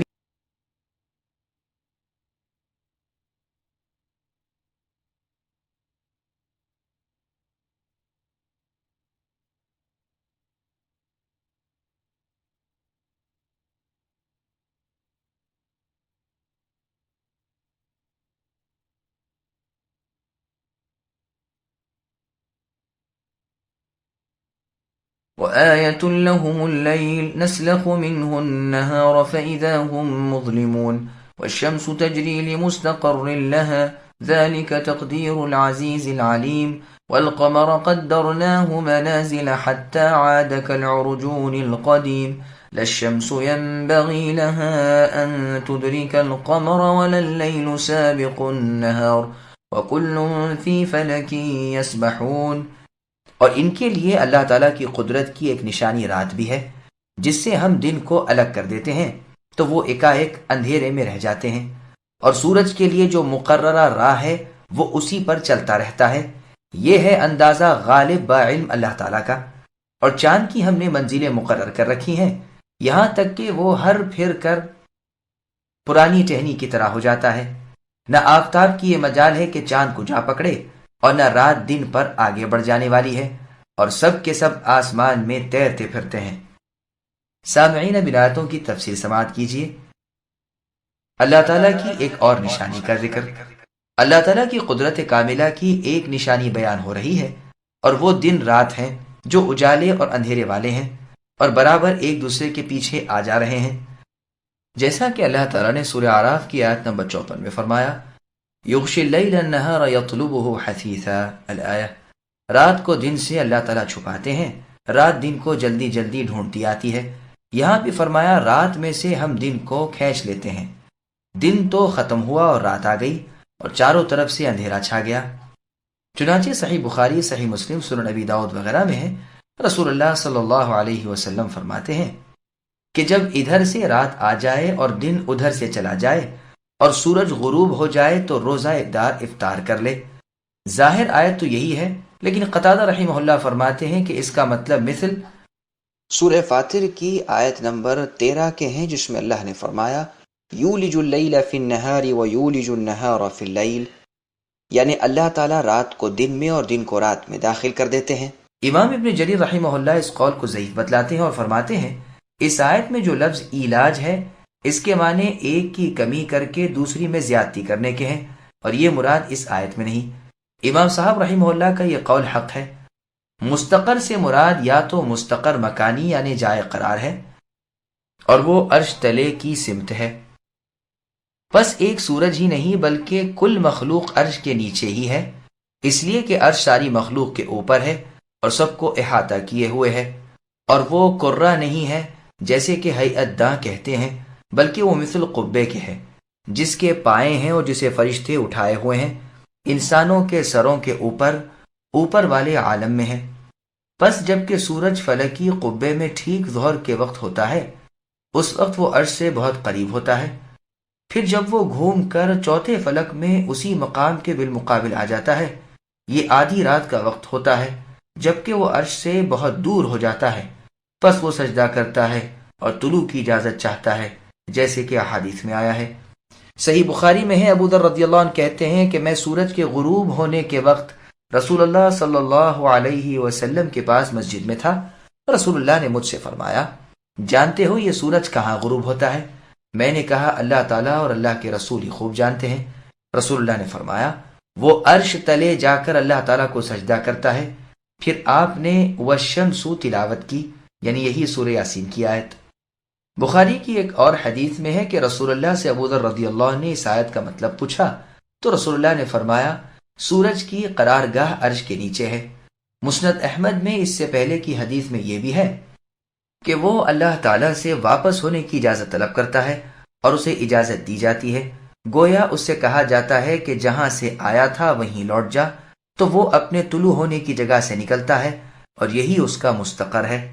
پھر رسول اللہ نے اسی سورہ یاسین کی آیت کی ابتدائی فقرے کو پڑھا۔ صحیح بخاری کی روایت میں یہ بھی ہے کہ قریب ہے کہ وہ سجدہ کرے لیکن قبول نہ کیا جائے، اور اجازت مانگے لیکن اجازت نہ دی جائے، بلکہ کہا جائے گا کہ جہاں سے آیا ہے وہیں لوٹ جا، پس وہ مغرب سے ہی طلوع کرے گا۔ یہی اس آیت کریمہ کے معنی ہیں۔ عبداللہ ابن عمرو بن العاص رضی اللہ عنہما فرماتے ہیں کہ سورج طلوع ہوتا ہے، اسے انسانوں کے گناہ لوٹا دیتے ہیں، وہ غروب ہو کر سجدے میں گر پڑتا ہے اور اجازت طلب کرتا ہے، اجازت مل جاتی ہے۔ ایک دن یہ غروب ہو کر بعاجزی سجدہ کرے گا اور اجازت مانگے گا لیکن اجازت نہ دی جائے گی، وہ کہے گا کہ راہ دور ہے اور اجازت ملی نہیں، اس لیے پہنچ نہیں سکوں گا۔ پھر کچھ دیر روک رکھنے کے بعد اس سے کہا جائے گا کہ جہاں سے غروب ہوا تھا وہیں سے طلوع ہو جا۔ یہی قیامت کا دن ہوگا جس دن ایمان لانا محض بے سود ہوگا اور نیکیاں کرنی بھی ان کے لیے جو اس سے پہلے ایماندار اور نیکوکار نہ تھے بیکار ہوں گی۔ اور یہ بھی کہا گیا ہے کہ مستقر سے مراد اس کے چلنے کی انتہا ہے، پوری بلندی جو گرمیوں میں ہوتی ہے اور پوری پستی جو جاڑوں میں ہوتی ہے۔ پس یہ ایک قول ہوا۔ دوسرا قول یہ ہے کہ آیت کے اس لفظ مستقر سے مراد اس کی چال کا خاتمہ ہے، قیامت کے دن اس کی حرکت باطل ہو جائے گی، یہ بے نور ہو جائے گا اور یہ عالم کل کا کل ختم ہو جائے گا۔ یہ مستقر زمانی ہے۔ قتادہ رحمہ اللہ فرماتے ہیں کہ وہ اپنے مستقر پر چلتا ہے، یعنی اپنے وقت اور میعاد پر جس سے تجاوز نہیں کر سکتا۔ جو اس کے راستے جاڑوں کے اور گرمیوں کے مقرر ہیں، انہی راستوں سے آتا جاتا ہے۔ ابن مسعود اور ابن عباس رضی اللہ عنہما کی قرات لا مستقر لہا ہے، یعنی اس کے لیے سکون و قرار نہیں، بلکہ دن رات بحکم اللہ تعالی گردش کرتا رہتا ہے، نہ رکے نہ تھکے، جیسے اللہ تعالیٰ نے سورہ ابراہیم کی آیت نمبر 33 میں فرمایا، وَسَخَّرَ لَكُمُ الشَّمْسَ وَالْقَمَرَ دَائِبَيْنِ، یعنی اللہ تعالیٰ نے اے انسانوں تمہارے لیے سورج اور چاند کو مسخر کیا ہے جو نہ تھکیں نہ ٹھہریں، قیامت تک چلتے پھرتے ہی رہیں گے۔ یہ اندازہ اس اللہ تعالیٰ کا ہے جو غالب ہے، جس کی کوئی مخالفت نہیں کر سکتا، جس کے حکم کو کوئی ٹال نہیں سکتا۔ وہ اللہ تعالیٰ علم والے ہیں، ہر حرکت و سکون کو جانتے ہیں۔ اللہ نے اپنی حکمت کاملہ سے اس کی رفتار یعنی سورج کی رفتار مقرر کی ہے، جس میں نہ اختلاف واقع ہو سکے نہ اس کے برعکس ہو سکے، جیسے سورہ انعام کی آیت نمبر 96 میں فرمایا، فالق الاصباح الآیہ، صبح کے نکالنے والے ہیں اللہ تعالیٰ، جس نے رات کو راحت کا وقت بنایا اور سورج چاند کو حساب سے مقرر کیا۔ یہ ہے اندازہ غالب ذی علم اللہ تعالیٰ کا۔ حامیم سجدہ کی آیت کو بھی اسی طرح ختم کیا۔ پھر آگے اللہ تعالیٰ فرماتے ہیں کہ چاند کی ہم نے منزلیں مقرر کر دی ہیں، وہ ایک جداگانہ چال چلتا ہے جس سے مہینے معلوم ہو جائیں، جیسے سورج کی چال سے رات دن معلوم ہو جاتے ہیں۔ جیسے فرمان باری تعالیٰ ہے کہ لوگ اے نبی آپ سے چاند کے بارے میں سوال کرتے ہیں تو آپ جواب دیجئے کہ وقتوں اور حج کے موسم کو بتلانے کے لیے ہے۔ اور اس آیت میں فرمایا اللہ نے سورج کو ضیاء اور چاند کو نور دیا ہے اور اس کی منزلیں ٹھہرا دی ہیں تاکہ تم برسوں کا اور حساب کو معلوم کر لو۔ ایک آیت میں ہے کہ ہم نے رات اور دن کو دو نشانیاں بنا دی ہیں، رات کی نشانی کو ہم نے دھندلا کر دیا ہے اور دن کی نشانی کو روشن کیا ہے تاکہ تم اس میں اپنے رب کی نازل کردہ روزی کو تلاش کر سکو اور برسوں کا شمار اور حساب معلوم کر سکو۔ ہم نے ہر چیز کو خوب تفصیل سے بیان کر دیا ہے، بس سورج کی چمک دمک اس کے ساتھ مخصوص ہے اور چاند کی روشنی اسی میں ہے، اس کی رفتار بھی مختلف ہے۔ سورج ہر دن طلوع و غروب ہوتا ہے، اسی روشنی کے ساتھ ہوتا ہے۔ ہاں اس کے طلوع و غروب کی جگہیں جاڑے میں اور گرمی میں الگ الگ ہوتی ہیں، اسی سبب سے دن رات کی طولانی میں کمی بیشی ہوتی رہتی ہے۔ سورج دن کا ستارہ ہے اور چاند رات کا ستارہ ہے، اس کی منزلیں مقرر ہیں۔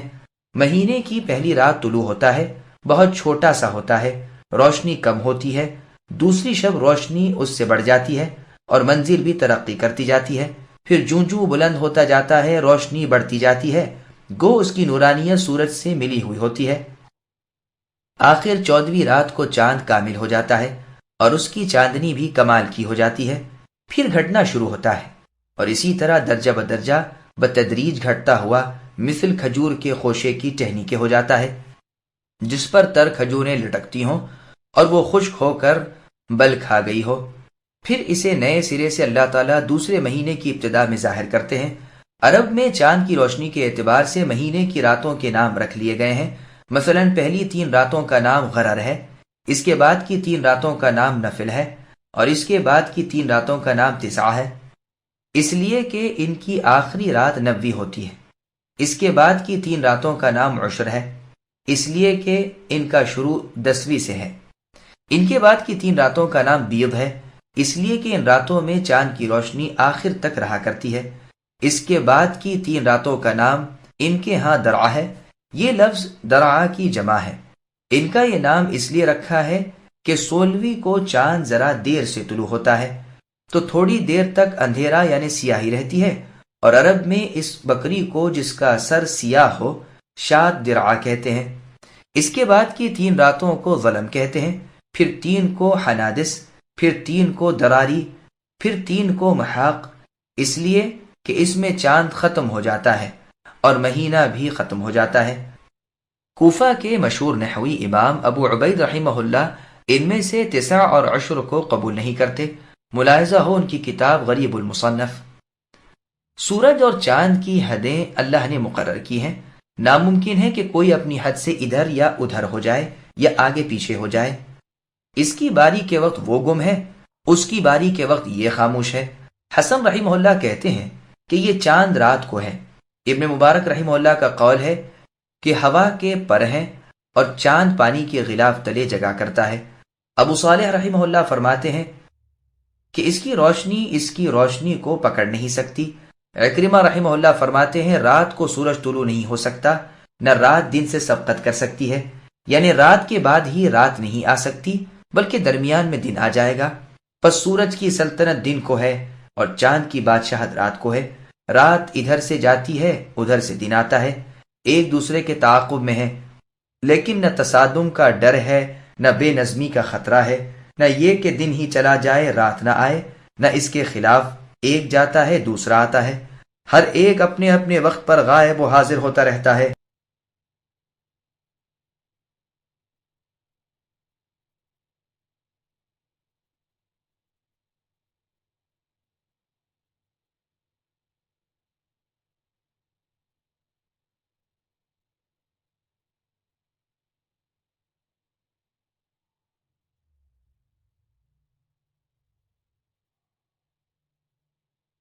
وآية لهم أنا حملنا ذريتهم في الفلك المشحون وخلقنا لهم من مثله ما يركبون وإن نشأ نغرقهم فلا صريخ لهم ولا هم ينقذون إلا رحمة منا ومتاعا إلى حين اور ان کافروں کے لیے اللہ تعالیٰ کی ایک نشانی قدرت کی یہ بھی ہے کہ ہم نے ان کی نسل کو بھری ہوئی کشتی میں سوار کیا اور ان کے لیے اسی جیسی اور چیزیں پیدا کی جن پر یہ سوار ہوتے ہیں۔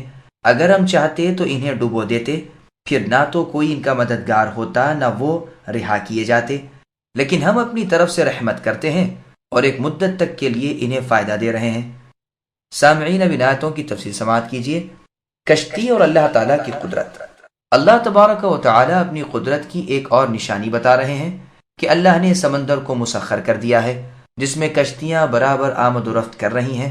سب سے پہلی کشتی نوح علیہ السلام کی تھی، جس پر سوار ہو کر وہ خود اور ان کے ساتھ ایماندار بندے نجات پا گئے تھے۔ باقی روئے زمین پر ایک انسان بھی نہ بچا تھا۔ ہم نے ان کے زمانے کے لوگوں کے آباء و اجداد کو کشتی میں بٹھا لیا تھا، اور جو بالکل بھرپور تھی، کیونکہ اس میں ضرورت کا کل اسباب بھی تھا، اور ساتھ ہی حیوانات بھی تھے جو اللہ تعالیٰ کے حکم سے اس میں بٹھا لیے تھے۔ ہر قسم کے جانور کا ایک ایک جوڑا تھا۔ بڑا باوقار، مضبوط اور بوجھل وہ جہاز تھا۔ یہ صفت بھی صحیح طور پر نوح علیہ السلام کی کشتی پر صادق آتی ہے۔ اسی طرح کی خشکی کی سواریاں بھی اللہ تعالیٰ نے ان کے لیے پیدا کر دی ہیں۔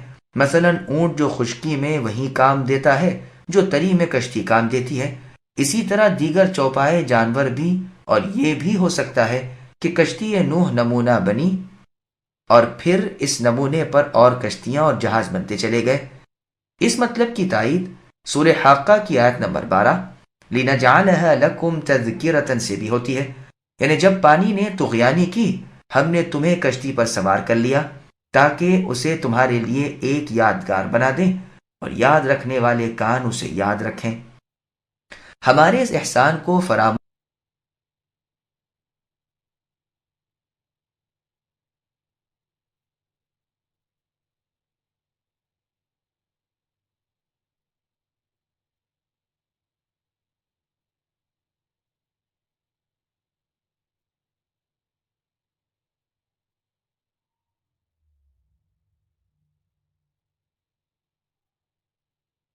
وَإِذَا قِيلَ لَهُمُ اتَّقُوا مَا بَيْنَ أَيْدِيكُمْ وَمَا خَلْفَكُمْ لَعَلَّكُمْ تُرْحَمُونَ وَمَا تَأْتِيهِمْ مِنْ آيَةٍ مِنْ آيَاتِ رَبِّهِمْ إِلَّا كَانُوا عَنْهَا مُعْرِضِينَ وَإِذَا قِيلَ لَهُمْ أَنفِقُوا مِمَّا رَزَقَكُمُ اللَّهُ قال الذين كفروا للذين آمنوا أنطعم من لو يشاء الله أطعمه إن أنتم إلا في ضلال مبين۔ اور ان سے جب کبھی کہا جاتا ہے کہ اگلے پچھلے گناہوں سے بچو تاکہ تم پر رحم کیا جائے، ان کے پاس تو ان کے رب تعالیٰ کی نشانیوں میں سے کوئی نشانی ایسی نہیں آئی جس سے یہ بے رخی نہ برتتے ہوں۔ ان سے جب کہا جاتا ہے کہ اللہ تعالیٰ کے دیے ہوئے میں سے کچھ دو، تو یہ کفار ایمان والوں کو جواب دیتے ہیں کہ ہم انہیں کیوں کھلائیں جنہیں اگر اللہ تعالیٰ چاہتے تو خود کھلا پلا دیتے۔ بے شک تم تو ہو ہی کھلی غلطی میں۔ سامعین، اب ان آیتوں کی تفصیل سماعت کیجیے۔ کفار کی ہٹ درمی۔ کافروں کی سرکشی، نادانی اور عناد و تکبر بیان ہو رہا ہے کہ جب ان سے گناہوں سے بچنے کو کہا جاتا ہے کہ جو کچھ کر چکے ان پر نادم ہو جاؤ اور ان سے توبہ کر لو اور آئندہ کے لیے ان سے احتیاط کرو، اس کے نتیجے میں اللہ تعالیٰ تم پر رحم کریں گے اور تمہیں اپنے عذابوں سے بچا لیں گے، تو ان کافروں کا اس پر کاربند ہونا تو ایک طرف، اور منہ پھلا لیتے ہیں۔ قرآن نے اس جملے کو بیان نہیں فرمایا کیونکہ آگے جو آیت ہے وہ اس پر صاف طور سے دلالت کرتی ہے۔ اس میں ہے کہ یہی ایک بات کیا، ان کی تو عادت ہو گئی ہے کہ اللہ تعالیٰ کی ہر بات سے منہ پھیر لیں، نہ اللہ کی توحید کو مانتے ہیں اور نہ رسولوں کو سچا جانتے ہیں، نہ ان میں غور و خوض کی عادت، نہ ان میں قبولیت کا مادہ، نہ نفع کو حاصل کرنے کا ملکہ۔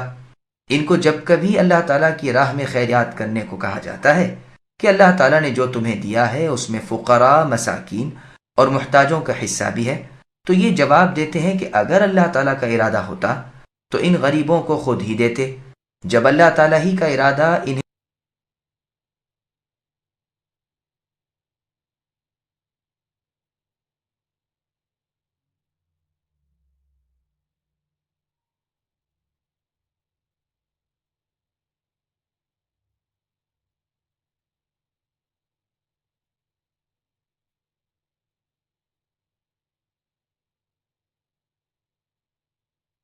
ويقولون متى هذا الوعد إن كنتم صادقين ما ينظرون إلا صيحة واحدة تأخذهم وهم يخصمون فلا يستطيعون توصية ولا إلى أهلهم يرجعون ونفخ في الصور فإذا هم من الأجداث إلى ربهم ينسلون قالوا يا ويلنا من بعثنا من مرقدنا هذا ما وعد الرحمن وصدق المرسلون إن كانت إلا صيحة واحدة فإذا هم جميع لدينا محضرون فاليوم لا تظلم نفس شيئا ولا تجزون إلا ما كنتم تعملون. اور یہ کفار کہتے ہیں کہ یہ وعدہ کب آئے گا، سچے ہو تو بتلاؤ. انہیں صرف ایک سخت چیخ کا انتظار ہے جو انہیں آ پکڑے گی، اور یہ باہم لڑائی جھگڑے میں ہی ہوں گے. اس وقت نہ تو یہ وصیت کر سکیں گے اور نہ اپنے والوں کی طرف لوٹ سکیں گے. سور کے پھونکے جاتے ہی سب کے سب اپنی قبروں سے اپنے پروردگار کی طرف تیز تیز چلنے لگیں گے.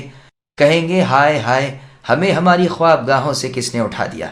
یہی ہے جس کا وعدہ رحمان نے دیا تھا اور رسولوں نے سچ سچ کہہ دیا تھا. یہ نہیں ہے مگر ایک تند آواز کے یکا ایک سارے کے سارے جمع ہو کر ہمارے سامنے حاضر کر دیے جائیں گے.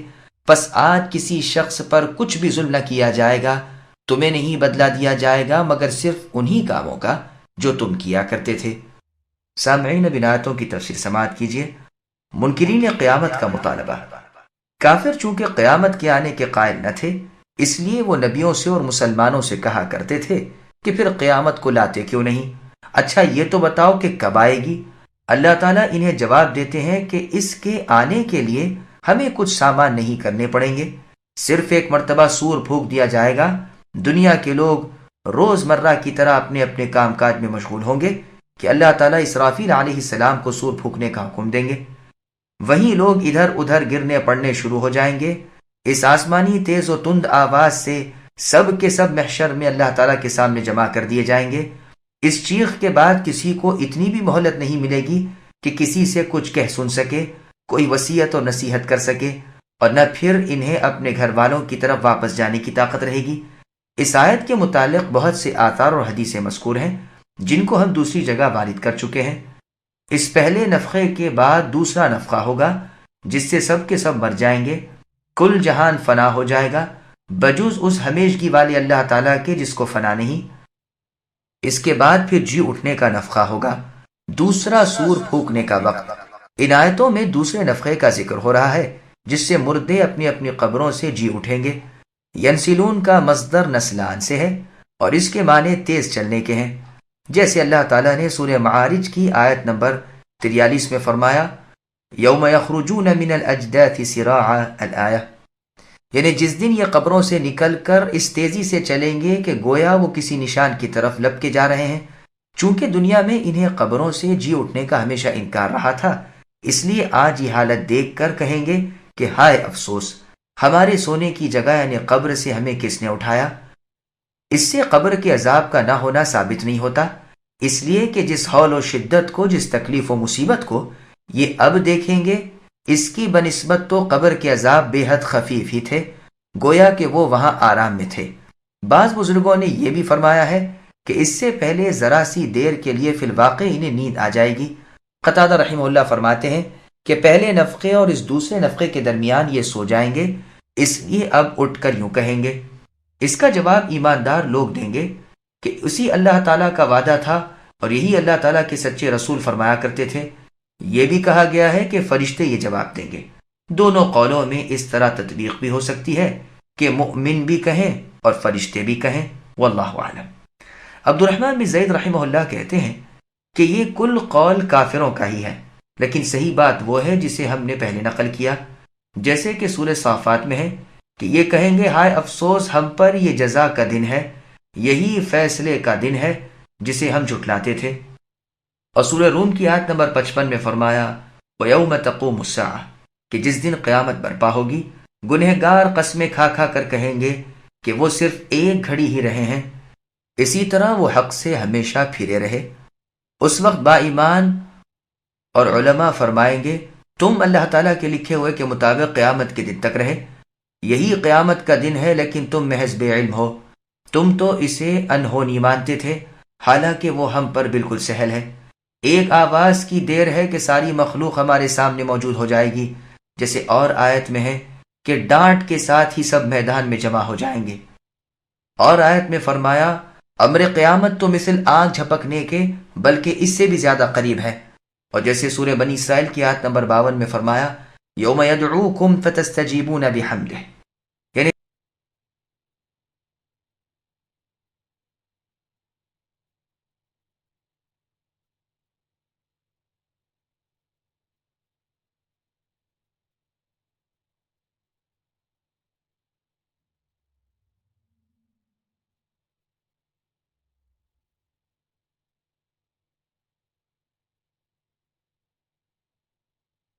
إن أصحاب الجنة اليوم في شغل فاكهون هم وأزواجهم في ظلال على الأرائك متكئون لهم فيها فاكهة ولهم ما يدعون سلام قولا من رب رحيم۔ بے شک جنتی لوگ آج کے دن اپنے دلچسپ مشغلوں میں حشاش بشاش ہیں۔ وہ اور ان کی بیویاں سایوں میں مسہریوں پر تکیے لگائے بیٹھے ہوں گے۔ ان کے لیے جنت میں ہر قسم کے میوے ہوں گے اور بھی جو کچھ وہ طلب کریں۔ مہربان پروردگار اللہ تعالیٰ کی طرف سے انہیں سلام کہا جائے گا۔ سامعین اب ان آیتوں کی تفسیر سماعت کیجیے۔ اہل جنت پر انعامات۔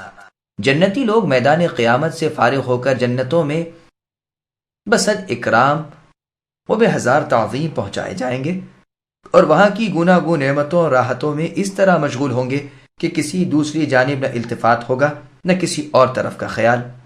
یہ جہنم سے اور جہنم والوں سے بے فکر ہوں گے، اپنی لذتوں اور مزے داریوں میں اس قدر مسرور ہوں گے کہ اور ہر ایک چیز سے بے خبر ہو جائیں گے۔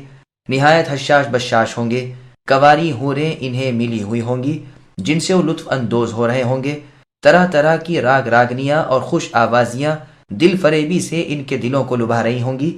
ان کے ساتھ ہی اس لطف و سرور میں ان کی بیویاں اور ان کی حوریں بھی شامل ہوں گی۔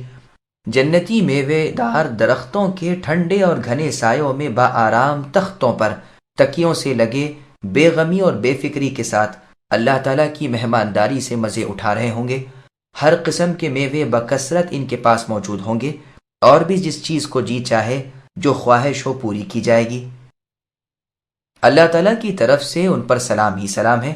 خود اللہ تعالیٰ اہل جنت کے لیے سلام ہے، جیسے اللہ تعالیٰ نے سورہ احزاب کی آیت نمبر 44 میں فرمایا تحیتہم یوم یلقونہ سلام، ان جنتیوں کا تحفہ جس روز اللہ تعالیٰ سے ملیں گے سلام ہوگا۔ رسول اللہ صلی اللہ علیہ وسلم فرماتے ہیں جنتی اپنی نعمتوں میں مشغول ہوں گے کہ اوپر کی جانب سے ایک نور چمکے گا، یہ اپنا سر اٹھائیں گے تو اللہ تعالیٰ کے دیدار سے مشرف ہوں گے، اور رب فرمائیں گے السلام علیکم یا اہل الجنتی۔ یہی معنی ہیں اس آیت سلام قول کے۔ جنتی خاص طور سے اللہ تعالیٰ کو دیکھیں گے اور اللہ تعالیٰ ان کو دیکھیں گے۔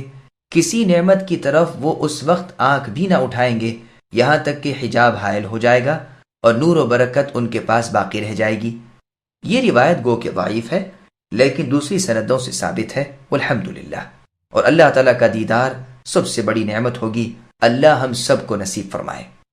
عمر بن عبدالعزیز رحمہ اللہ فرماتے ہیں اللہ تعالیٰ جب دوزخیوں اور جنتیوں سے فارغ ہوں گے تو ابر کے سائے میں متوجہ ہوں گے، فرشتے اللہ کے ساتھ ہوں گے، جنتیوں کو سلام کریں گے اور جنتی جواب دیں گے۔ محمد ابن قعب القرظی رحمہ اللہ فرماتے ہیں یہ اللہ کے فرمان سلام قولا میں موجود ہے۔ اس وقت اللہ فرمائیں گے مجھ سے جو چاہو مانگو، یہ کہیں گے پروردگار سب کچھ تو موجود ہے، کیا مانگے؟ اللہ فرمائیں گے ہاں ٹھیک ہے، پھر بھی جو جی میں آئے طلب کرو۔ یہ کہیں گے بس آپ کی رضامندی مطلوب ہے۔ اللہ تعالیٰ فرمائیں گے وہ تو میں تمہیں دے چکا، اور اسی کی بنا پر تم میرے اس مہمان خانے جنت میں آئے اور میں نے تمہیں اس کا مالک کر دیا۔ جنتی کہیں گے پھر اے اللہ ہم آپ سے کیا مانگے؟ آپ نے ہمیں اتنا دے رکھا ہے کہ اگر آپ حکم دیں تو ہم میں سے ایک شخص کل انسانوں اور جنوں کی دعوت کر سکتا ہے اور انہیں پیٹ بھر کر کھلا پلا اور پہنا اڑا سکتا ہے۔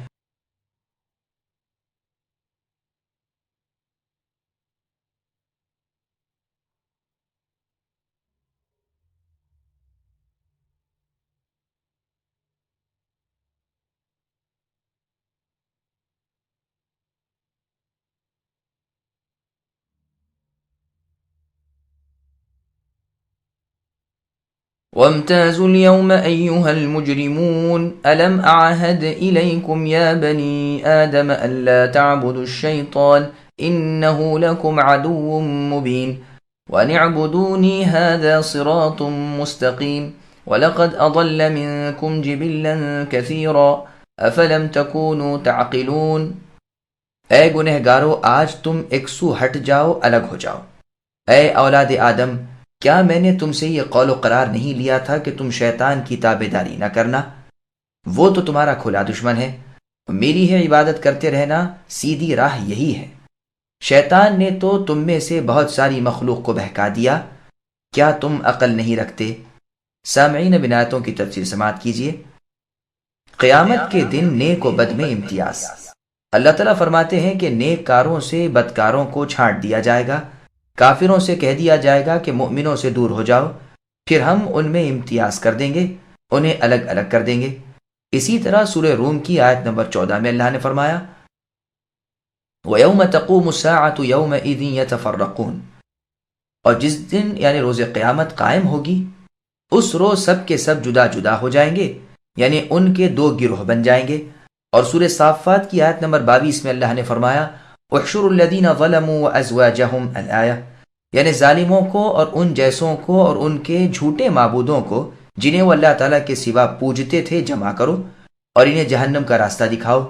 جنتیوں پر جس طرح کی نوازشیں ہو رہی ہوں گی، اسی طرح جہنم والوں پر طرح طرح کی سختیاں ہو رہی ہوں گی. ان کو بطور ڈانٹ ٹپٹ کے کہا جائے گا کہ کیا میں نے تم سے عہد نہیں لیا تھا کہ شیطان کی نہ ماننا، وہ تمہارا دشمن ہے، لیکن اس کے باوجود تم نے مجھ رحمان کی نافرمانی کی اور اس شیطان کی فرما برداری کی. خالق، مالک، رازق میں، اور فرمان برداری کی جائے میرے راندہ درگاہ کی، یعنی اس ابلیس کی جس کو میں نے اپنی رحمت سے محروم کر دیا. میں تو کہہ چکا تھا کہ ایک میری ہی ماننا اور صرف مجھ ہی کو پوجنا، اور مجھ تک پہنچنے کا سیدھا قریب کا اور صحیح راستہ یہی ہے. لیکن تم الٹے چلے، یہاں بھی الٹے ہی جاؤ. ان نیک بختوں کی اور تمہاری راہ الگ الگ ہے.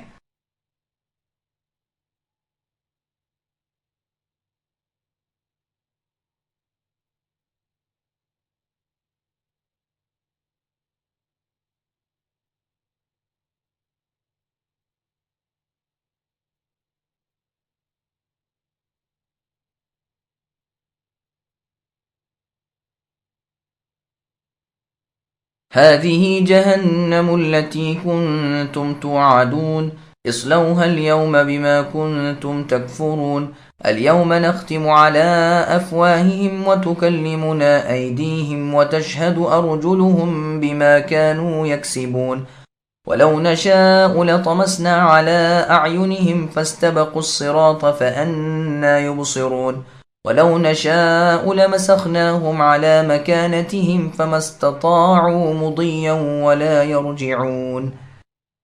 یہی وہ دوزخ ہے جس کا تمہیں اے کافرو وعدہ دیا جاتا تھا. اپنے کفر کا بدلہ پانے کے لیے آج اس میں داخل ہو جاؤ. ہم آج کے دن ان کے منہ پر مہر کر دیں گے اور ان کے ہاتھ ہم سے باتیں کریں گے اور ان کے پاؤں گواہیاں دیں گے ان کاموں کی جنہیں وہ کرتے تھے. اگر ہم چاہتے تو ان کی آنکھیں بے نور کر دیتے، پھر یہ رستے کی طرف دوڑتے پھرتے، لیکن انہیں کیسے دکھائی دیتا. اور اگر ہم چاہتے تو ان کی جگہ ہی پر ان کی صورتیں مسخ کر دیتے، پھر نہ وہ چل پھر سکتے اور نہ لوٹ سکتے. سامعین، اب آیتوں کی تفسیر سماعت کیجیے. مجرموں کے منہ بند کر دیے جائیں گے. جہنم بھڑکتی ہوئی اور شعلے مارتی ہوئی، چیختی ہوئی اور چلاتی ہوئی سامنے ہوگی، اور کفار سے کہا جائے گا کہ یہی وہ جہنم ہے جس کا ذکر میرے رسول کیا کرتے تھے، جس سے وہ ڈرایا کرتے تھے اور تم انہیں جھٹلاتے تھے. لو اب اپنے کفر کا مزہ چکھو، اٹھو اس میں کود پڑو. چنانچہ سورہ طور کی آیت نمبر 12 میں ہے یوم یدعون الآیہ، کہ جس دن یہ جہنم کی طرف دھکے لے جائیں گے اور کہا جائے گا یہی وہ دوزخ ہے جس کا تم انکار کرتے رہے. بتلاؤ یہ جادو ہے یا تم اندھے ہو گئے ہو؟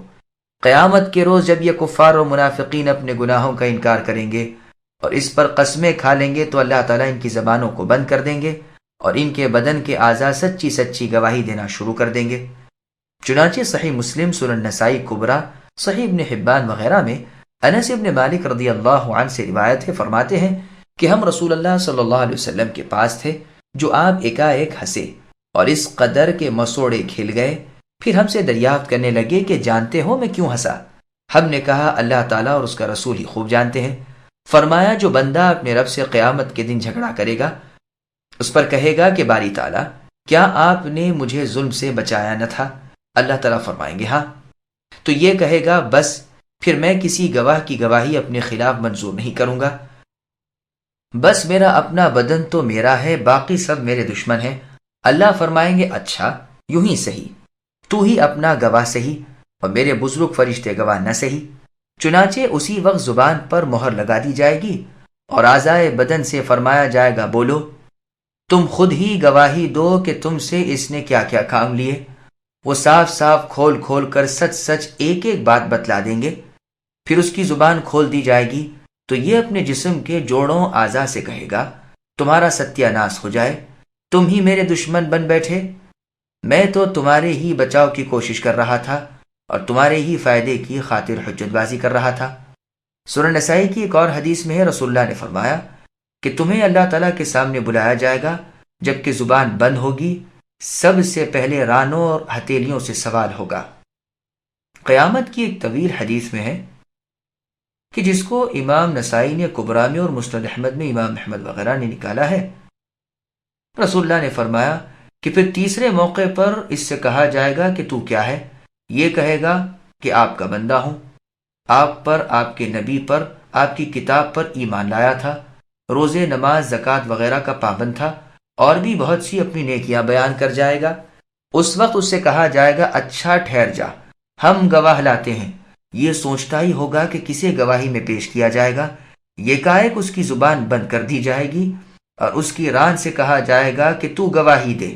اب ران اور ہڈیاں اور گوشت بول اٹھے گا اور اس منافق کے سارے نفاق کو اور تمام پوشیدگیوں کو کھول کر رکھ دیں گے۔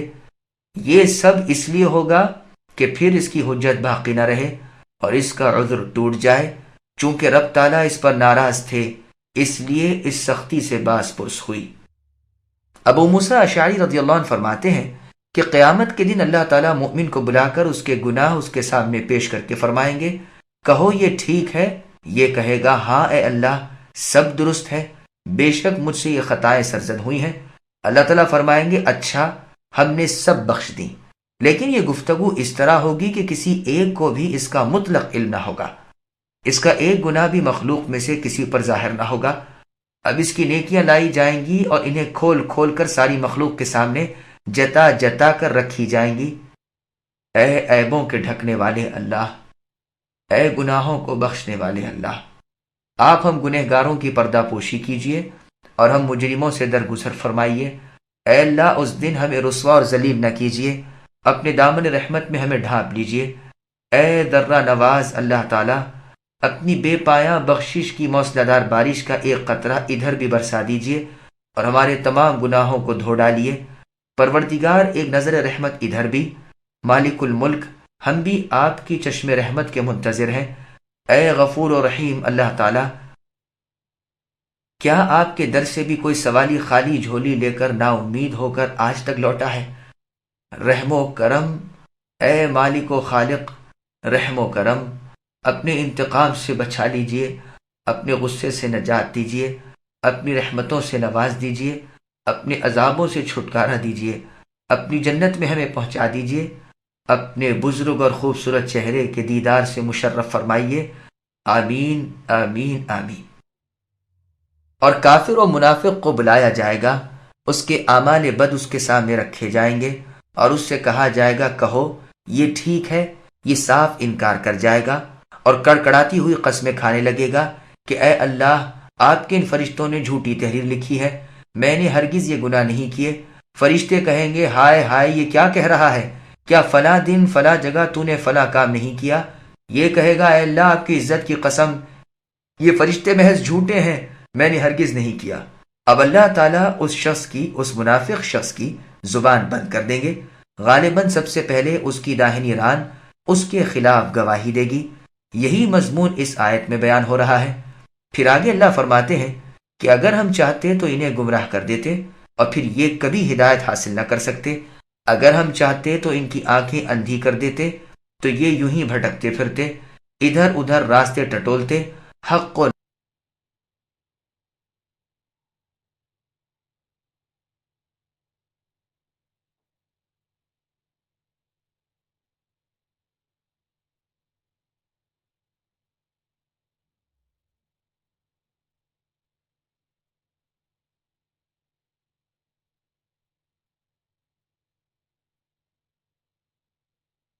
ومن نعمره ننكسه في الخلق أفلا يعقلون وما علمناه الشعر وما ينبغي له إن هو إلا ذكر وقرآن مبين لينذر من كان حيا ويحق القول على الكافرين.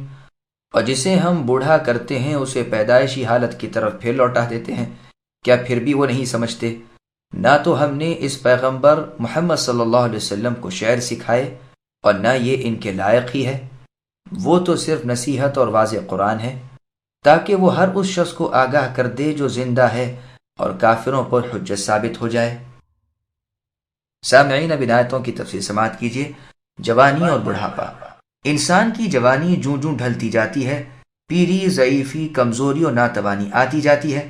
جیسے سورہ روم کی آیت نمبر 54 میں اللہ نے فرمایا، اللہ الذی خلقکم من ضعف الآیہ، یعنی اللہ تعالیٰ وہ ہیں کہ جس نے تمہیں ناتوانی کی حالت میں پیدا کیا، پھر ناتوانی کے بعد طاقت عطا فرمائی، پھر طاقت و قوت کے بعد ضعف اور بڑھاپا کر دیا. وہ جو چاہتے ہیں پیدا کرتے ہیں اور وہ خوب جاننے والے، پوری قدرت رکھنے والے ہیں. اور آیت میں اللہ نے فرمایا، تم میں سے بعض بہت بڑی عمر کی طرف لوٹائے جاتے ہیں تاکہ علم کے بعد وہ بے علم ہو جائیں. پس مطلب آیت سے یہ ہے کہ دنیا زوال اور انتقال کی جگہ ہے، یہ پائیدار اور قرارگاہ نہیں. پھر بھی کیا یہ لوگ عقل نہیں رکھتے کہ اپنے بچپن پر، پھر جوانی پر، پھر بڑھاپے پر غور کریں اور اس سے نتیجہ نکال لیں کہ اس دنیا کے بعد آخرت آنے والی ہے اور اس زندگی کے بعد نئی زندگی میں دوبارہ پیدا ہونا ہے. شاعری محمد صلی اللہ علیہ وسلم کے شایع نشان نہیں.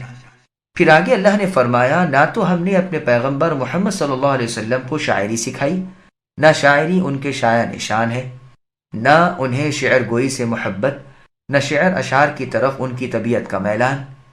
اسی کا ثبوت نبی صلی اللہ علیہ وسلم کی زندگی میں نمایاں طور پر ملتا ہے کہ کسی کا شعر پڑھتے تھے تو بھی صحیح طور پر ادا نہیں ہوتا تھا یا پورا یاد نہیں ہوتا تھا.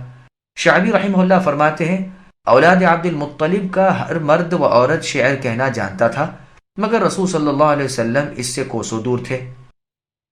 چنانچہ صحیح بخاری، صحیح مسلم، مسند احمد وغیرہ میں ہے کہ رسول اللہ صلی اللہ علیہ وسلم نے خندق کھودتے ہوئے عبداللہ بن رواحہ رضی اللہ عنہ کے اشعار پڑھے. سو یاد رہے کہ آپ کا یہ پڑھنا صحابہ کرام رضی اللہ عنہم کے ساتھ تھا.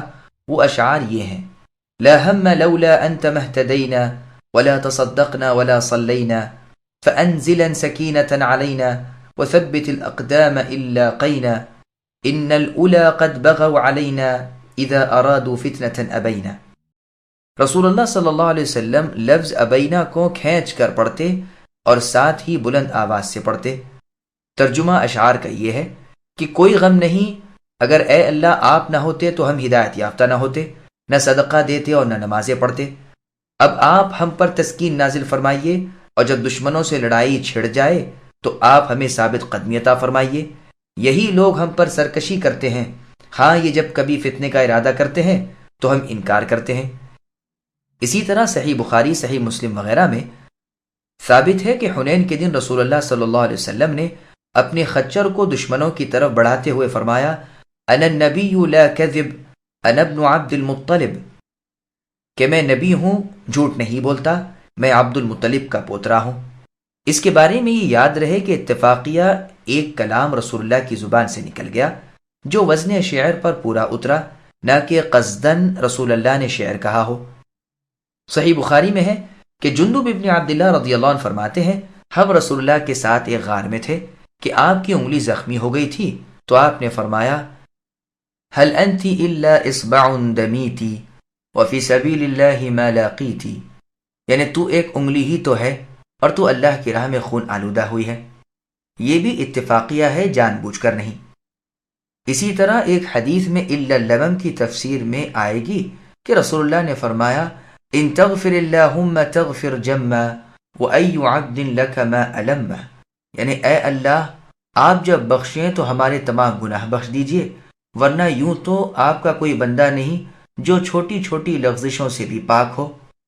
بس یہ سب کے سب اس آیت کے منافی نہیں، کیونکہ اللہ تعالیٰ کی تعلیم رسول اللہ کو شعر گوئی کی نہ تھی، بلکہ رب العالمین نے تو رسول اللہ کو قرآن عظیم کی تعلیم کی تھی، جس کے پاس بھی باطل پھٹک نہیں سکتا۔ قرآن حکیم کی یہ پاک نظم شاعری سے منزلوں دور تھی۔ اسی طرح کہانت سے اور گھڑ لینے سے اور جادو کے کلمات سے، جیسے کہ کفار کے مختلف گروہ مختلف بولیاں بولتے تھے، آپ کی تو طبیعت ان صناعتوں سے معصوم تھی۔ مسند احمد میں ہے، عائشہ صدیقہ رضی اللہ عنہ فرماتی ہیں کہ شعر گوئی سے رسول اللہ صلی اللہ علیہ وسلم کو طبعاً نفرت تھی۔ سنن نبی داؤد میں ہے کہ رسول اللہ صلی اللہ علیہ وسلم کو جامع کلمات پسند آتے تھے اور اس کے سوا چھوڑ دیتے تھے۔ سنن نبی داؤد ہی میں ہے کہ کسی کا پیٹ پیپ سے بھر جانا اس کے لیے شعروں سے بھر لینے سے بہتر ہے۔ یاد رہے کہ شعر گوئی کی کئی قسمیں ہیں۔ مشرکوں کی حجوں میں شعر کہنا مشروع ہے۔ حسان بن ثابت اور کعب بن مالک، نیز عبداللہ بن رواحہ رضی اللہ عنہ وغیرہ جیسے اکابرین صحابہ نے کفار کی حجوں میں اشعار کہے ہیں۔ بعض اشعار نصیحت، ادب اور حکمت کے لیے ہوتے ہیں، جیسے کہ جاہلیت کے زمانے کے شعراء کے کلام میں ایسے اشعار پائے جاتے ہیں۔ چنانچہ صحیح مسلم میں ہے کہ ایک صحابی رضی اللہ عنہ نے رسول اللہ کو امیہ ابن ابی الصلت کے 100 بیت یعنی اشعار کے بند سنائے۔ ہر بیت کے بعد رسول اللہ فرماتے تھے اور کہو۔ سنن نبی داؤد اور مختلف دوسرے حصوں میں احادیث کی رسول اللہ کا یہ فرمان بھی ہے کہ بعض بیان مثل جادو کے ہیں اور بعض شعر سراسر حکمت والے ہیں۔ بس فرمان ہے کہ جو کچھ ہم نے انہیں سکھایا ہے وہ سراسر ذکر و نصیحت اور واضح صاف اور روشن قرآن ہے۔ جو شخص ذرا سا بھی غور کرے اس پر یہ کھل جاتا ہے، تاکہ روئے زمین پر جتنے لوگ موجود ہیں یہ ان سب کو آگاہ کر دیں اور ڈرا دیں، جیسا کہ اللہ نے سورہ انعام کی آیت نمبر 19 میں فرمایا، لِأُنذِرَكُمْ بِهِ وَمَن بَلَغَ، تاکہ اے لوگوں میں اس قرآن کے ذریعے سے تمہیں اس کے ساتھ ڈرا دوں اور جسے بھی یہ پہنچ جائے۔ اور سورہ ہود کی آیت نمبر 17 میں فرمایا،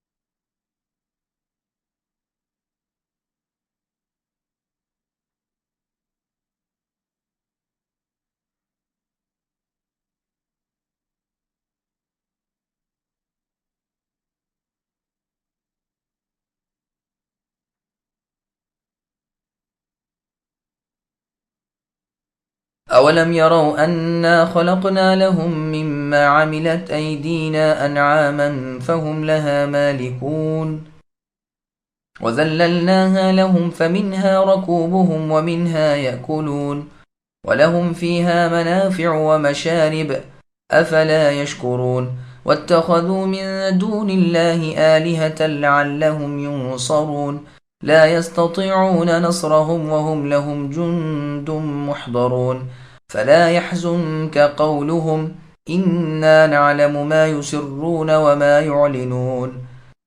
کیا وہ نہیں دیکھتے کہ ہم نے اپنے ہاتھوں بنائی ہوئی چیزوں میں سے ان کے لیے چوپائے جانور بھی پیدا کر دیے جن کے یہ مالک ہو گئے ہیں، اور ان مویشیوں کو ہم نے ان کا تابع فرمان بنا دیا ہے، جن میں سے بعض تو ان کی سواریاں ہیں اور بعض کا گوشت کھاتے ہیں۔ انہیں ان سے اور بھی بہت سے فائدے ہیں، خصوصاً دودھ کا پینا۔ کیا پھر بھی یہ شکر گزاری نہیں کریں گے؟ اللہ تعالیٰ کے سوا دوسروں کو معبود بنانے میں اس خیال سے کہ ان کی مدد کی جائے، یقیناً ان میں ان کی مدد کی طاقت ہی نہیں، لیکن پھر بھی مشرکین ان کے لیے حاضر باش لشکری ہیں۔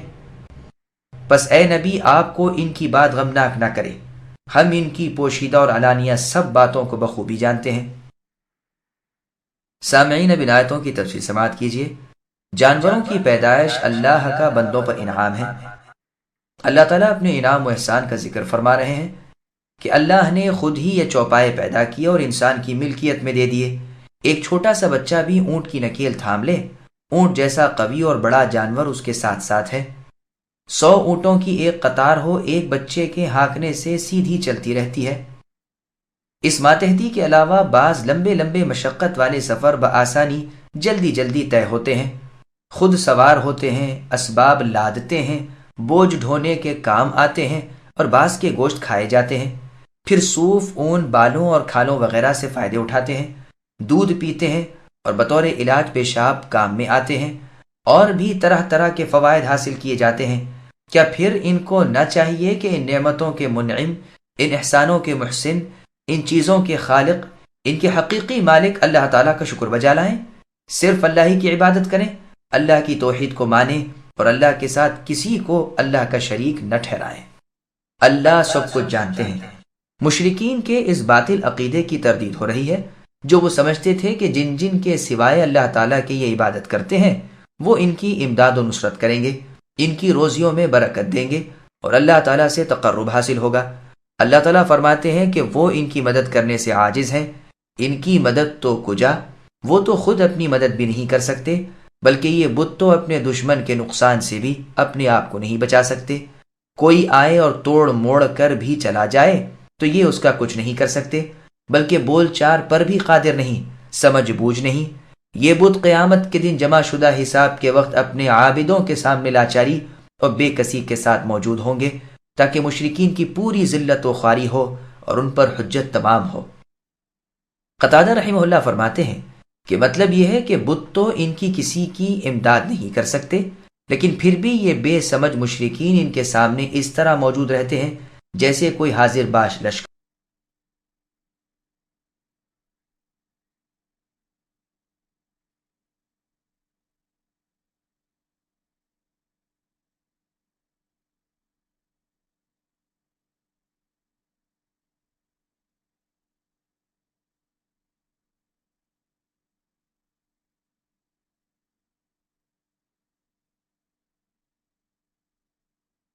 أولم ير الإنسان أنا خلقناه من نطفة فإذا هو خصيم مبين وضرب لنا مثلا ونسي خلقه قال من يحيي العظام وهي رميم قل يحييها الذي أنشأها أول مرة وهو بكل خلق عليم الذي جعل لكم من الشجر الأخضر نارا فإذا أنتم منه توقدون۔ کیا انسان کو اتنا بھی معلوم نہیں کہ ہم نے اسے نطفے سے پیدا کیا ہے؟ پھر بھی یہ تو صریح جھگڑالو بن بیٹھا اور ہم ہی کو باتیں مارنے لگا اور اپنی اصل پیدائش کو بھول گیا۔ کہنے لگا ان گلی سڑی ہڈیوں کو کون زندہ کر سکتا ہے؟ اے نبی آپ جواب دیجئے کہ انہیں وہ زندہ کریں گے جس اللہ نے انہیں پہلی مرتبہ پیدا کیا ہے، جو سب طرح کی پیدائش کے بخوبی جاننے والے ہیں، وہی جس نے تمہارے لیے سبز درخت سے آگ پیدا کر دی جس سے تم آگ سلگاتے ہو۔ سامعین اب آیتوں کی تفصیل سماعت کیجیے۔ پہلی مرتبہ کی پیدائش کے بنانے والے دوبارہ زندہ کرنے پر بھی قادر ہیں اور وہ صرف اور صرف اللہ تعالیٰ ہے۔ ابی بن خلف ملعون ایک مرتبہ اپنے ہاتھ میں ایک بوسیدہ کھوکھلی گلی سڑی ہڈی لے کر آیا اور اس کو اپنی چٹکی میں ملتے ہوئے جبکہ اس کے ریزے ہوا میں اڑ رہے تھے رسول اللہ سے کہنے لگا آپ کہتے ہیں کہ ان ہڈیوں کو اللہ تعالیٰ زندہ کریں گے؟ رسول اللہ نے فرمایا ہاں، اللہ تعالیٰ تجھے ہلاک کر دیں گے، پھر زندہ کر دیں گے، پھر تیرا حشر جہنم کی طرف ہوگا۔ اس موقع پر اس سورت کی آخری آیتیں نازل ہوئیں۔ طبری کی ایک اور روایت میں ہے کہ یہ اعتراض کرنے والا عاص بن وائل تھا اور اس آیت سے لے کر ختم سورت تک کی آیتیں نازل ہوئیں۔ لیکن یہ واقعہ غور طلب ہے اس لیے کہ یہ سورہ مکی ہے اور عبداللہ بن ابی تو مدینے میں تھا۔ بہر صورت خواہ ابی کے سوال پر یہ آیتیں اتری ہوں یا عاص کے سوال پر ہے عام۔ لفظ انسان پر جو الف لام ہے وہ جنس کا ہے۔ جو شخص بھی دوسری زندگی کا منکر ہوا اسے جواب ہے۔ مطلب یہ ہے کہ ان لوگوں کو چاہیے کہ اپنی شروع پیدائش پر غور کریں، جس نے ایک حقیر و ذلیل قطرے سے انسان کو پیدا کر دیا، حالانکہ اس سے پہلے وہ کچھ نہ تھا۔ پھر اللہ کی قدرت پر حرف رکھنے کے کیا معنی؟ اس مضمون کو بہت سی آیتوں میں بیان فرمایا ہے، جیسے سورہ مرسلات کی آیت نمبر 20، أَلَمْ نَخْلُقكُّم مِّن مَّاءٍ مَّهِينٍ، اور سورہ دہر یا سورہ انسان کی آیت نمبر 2، إِنَّا خَلَقْنَا الْإِنسَانَ مِن نُطْفَةٍ أَمْشَاجٍ وغیرہ۔ مسند احمد میں ہے کہ ایک مرتبہ رسول اللہ صلی اللہ علیہ وسلم نے اپنی ہتھیلی میں تھوکا، پھر اس پر انگلی رکھ کر فرمایا کہ اللہ تعالیٰ فرماتے ہیں اے ابن آدم، کیا تو مجھے بھی عاجز کر سکتا ہے؟ میں نے تجھے اس جیسی یعنی تھوک جیسی چیز سے پیدا کیا ہے، پھر جب ٹھیک ٹھاک درست اور چست کر دیا اور تو ذرا کس بل والا ہو گیا تو تو نے مال جمع کرنا اور مسکینوں سے روک رکھنا شروع کر دیا۔ ہاں جب دم نرخرے میں اٹکا تو کہنے لگا کہ اب میں اپنا تمام مال اللہ کی راہ میں صدقہ کرتا ہوں، بھلا اب صدقے کا وقت کہاں؟ الغرض نطفے سے پیدا کیا ہوا انسان حجت بازیاں کرنے لگا اور اپنا دوبارہ جی اٹھنا محال جاننے لگا۔ اللہ تعالیٰ کی قدرت سے نظریں ہٹا لی، جس نے آسمان و زمین کو اور تمام مخلوق کو پیدا کر دیا۔ یہ اگر غور کرتا تو علاوہ اس عظیم الشان مخلوق کی پیدائش کے خود اپنی پیدائش کو بھی دوبارہ پیدا کرنے کی قدرت کا ایک نشان عظیم پاتا، لیکن اس انسان نے تو عقل کی آنکھیں پر ٹھیکری رکھ لی۔ اس کے جواب میں اے نبی کہہ دیجئے کہ پہلی مرتبہ ان ہڈیوں کو جو اب گل سڑ گئی ہیں جس نے پیدا کیا ہے وہی دوبارہ انہیں پیدا کریں گے۔ جہاں جہاں بھی یہ ہڈیاں ہوں اللہ تعالیٰ انہیں خوب جانتے ہیں۔ مسند احمد کی حدیث میں ہے کہ ایک مرتبہ حذیفہ رضی اللہ عنہ سے عقبہ بن عمرو نے کہا کہ آپ ہمیں رسول اللہ سے سنی ہوئی کوئی حدیث سنائیے، تو آپ رضی اللہ عنہ نے فرمایا کہ رسول اللہ صلی اللہ علیہ وسلم نے فرمایا ہے کہ ایک شخص پر جب موت کی حالت طاری ہوئی تو اس نے اپنے وارثوں کو وصیت کی کہ جب میں مر جاؤں تو بہت ساری لکڑیاں جمع کر کے میری لاش کو جلا کر خاک کر دینا، پھر اسے سمندر میں بہا دینا۔ چنانچہ انہوں نے یہی کیا۔ اللہ تعالیٰ نے اس کی راکھ جمع کر کے جب اسے دوبارہ زندہ کیا تو اس سے پوچھا کہ تو نے ایسا کیوں کیا؟ اس نے جواب دیا کہ اے اللہ صرف آپ کے ڈر سے۔ اللہ تعالیٰ نے اس کو بخش دیا۔ حذیفہ رضی اللہ عنہ فرماتے ہیں رسول اللہ صلی اللہ علیہ وسلم نے راہ چلتے چلتے یہ حدیث بیان فرمائی جسے میں نے خود رسول اللہ کی زبان مبارک سے اپنے کانوں سے سنا۔ یہ حدیث بخاری اور مسلم میں بھی ہے اور بہت سے الفاظ سے مروی ہے۔ صحیح بخاری اور مسلم کی ایک روایت میں ہے کہ اس شخص نے کہا تھا کہ میری راکھ کو ہوا کے رخ اڑا دینا، کچھ تو ہوا میں کچھ دریا میں بہا دینا۔ سمندر نے اللہ تعالیٰ کے حکم پر جو راکھ اس میں اس شخص کی تھی اس کو جمع کر دیا، اور اسی طرح ہوا نے بھی، پھر اللہ تعالیٰ کے فرمان سے وہ کھڑا کر دیا گیا۔ قدرت الہی کے مشاہدے کی دلیل۔ پھر اللہ تعالیٰ اپنی قدرت کے مشاہدے کے لیے اور اس بات کی دلیل قائم کرنے کے لیے کہ اللہ تعالیٰ ہر چیز پر قادر ہیں، مردوں کو بھی زندہ کر سکتے ہیں، ہیئت کو وہ منقلب کر سکتے ہیں، فرمایا کہ تم غور کرو کہ پانی سے میں نے درخت اگائے جو سرسبز اور شاداب ہرے بھرے پھل والے ہوئے، پھر وہ سوکھ گئے، اور ان لکڑیوں سے میں نے آگ نکالی، کہاں وہ تری اور ٹھنڈک، کہاں یہ خشکی اور گرمی۔ بس مجھے کوئی چیز کرنی بھاری نہیں، ترک کو خشک کرنا، خشک کو ترک کرنا، زندے کو مردہ کرنا اور مردے کو جلا دینا، سب میرے بس کی بات ہے اور آسان ہے۔ یہ بھی کہا گیا ہے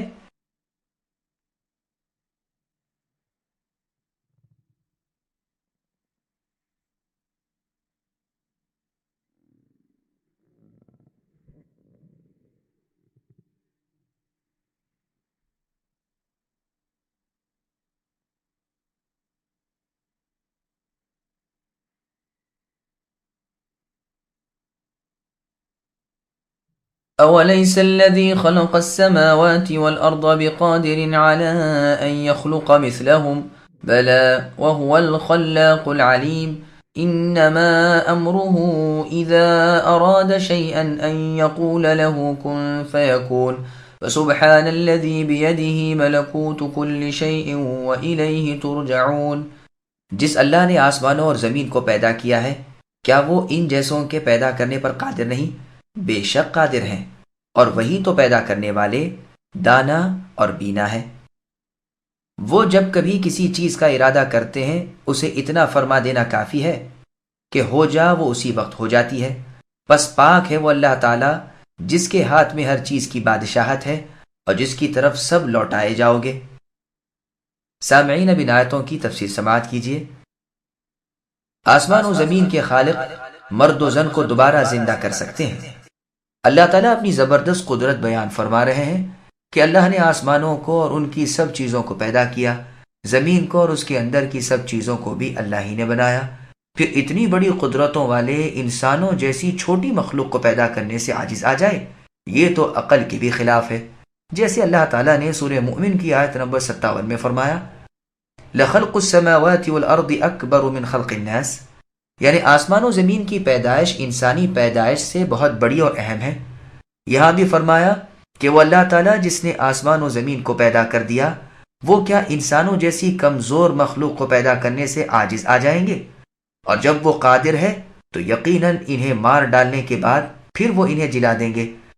جس نے ابتداءً پیدا کیا ہے اس پر اعادہ بہت آسان ہے، جیسا کہ اللہ تعالیٰ نے سورہ احقاف کی آیت نمبر 33 میں فرمایا، اولم یروا ان اللہ الذی الآیہ، کیا وہ نہیں دیکھتے کہ جس اللہ تعالیٰ نے زمین و آسمان کو بنا دیا اور ان کی پیدائش سے عاجز نہ آئے نہ تھکے، تو کیا وہ مردوں کے زندہ کرنے پر قادر نہیں؟ بے شک قادر ہے، بلکہ وہ تو ہر چیز پر قادر ہے۔ وہی پیدا کرنے والے اور بنانے والے، ایجاد کرنے والے اور خالق ہیں، ساتھ ہی حکمت والے اور ہر چیز کو دیکھنے والے ہیں۔ رتی رتی سے اللہ رب العالمین بخوبی واقف ہے۔ وہ تو جو کچھ کرنا چاہتے ہیں اس کا صرف حکم دے دیتے ہیں کہ ہو جا، اور وہ ہو جاتی ہے۔ اللہ کا صرف کہہ دینا ہی کافی ہے۔ مسند احمد کی حدیث قدسی میں ہے کہ اللہ تعالیٰ فرماتے ہیں، اے میرے بندو، تم سب گنہگار ہو مگر جسے میں معاف کر دوں، تم مجھ سے معافی طلب کرو، میرا وعدہ ہے کہ معاف کر دوں گا۔ تم سب فقیر ہو مگر جسے میں غنی کر دوں، میں جواد ہوں، میں ماجد ہوں، میں واجد ہوں، میں جو چاہتا ہوں کرتا ہوں۔ میرا انعام بھی ایک کلام ہے اور میرا عذاب بھی کلام ہے۔ میں جس چیز کو کرنا چاہتا ہوں کہہ دیتا ہوں کہ ہو جا، اور وہ ہو جاتی ہے۔ ہر برائی سے اللہ تعالیٰ کی ذات بالکل پاک ہے، جو زمین و آسمان کے بادشاہ ہے، جس کے ہاتھ میں آسمانوں اور زمینوں کی کنجیاں ہیں، وہ سب کے خالق ہیں، وہی اصلی حاکم ہے۔ اللہ ہی کی طرف قیامت کے دن سب لوٹائے جائیں گے، اور وہی عادل و منعم اللہ تعالیٰ انہیں سزا و جزا دیں گے۔ اور جگہ فرمان ہے، پاک ہے وہ اللہ تعالیٰ جس کے ہاتھ میں ہر چیز کی ملکیت ہے، اور آیت میں ہے کہ کون ہے جس کے ہاتھ میں ہر چیز کا اختیار ہے۔ اور سورہ ملک کی آیت نمبر 1 میں اللہ نے فرمایا، تبارک الذی بیدہ الملک، بابرکت ہے وہ اللہ جس کے ہاتھ میں بادشاہت ہے۔ پس ملک و ملکوت دونوں کے ایک ہی معنی ہیں، جیسے رحمت و رحموت، اور رہبت اور رہبوت، اور جبر و جبروت۔ بعضوں نے کہا ہے کہ ملک سے مراد جسموں کا عالم اور ملکوت سے مراد روحوں کا عالم، لیکن صحیح بات پہلی ہی ہے، اور یہی قول جمہور مفسرین کا ہے۔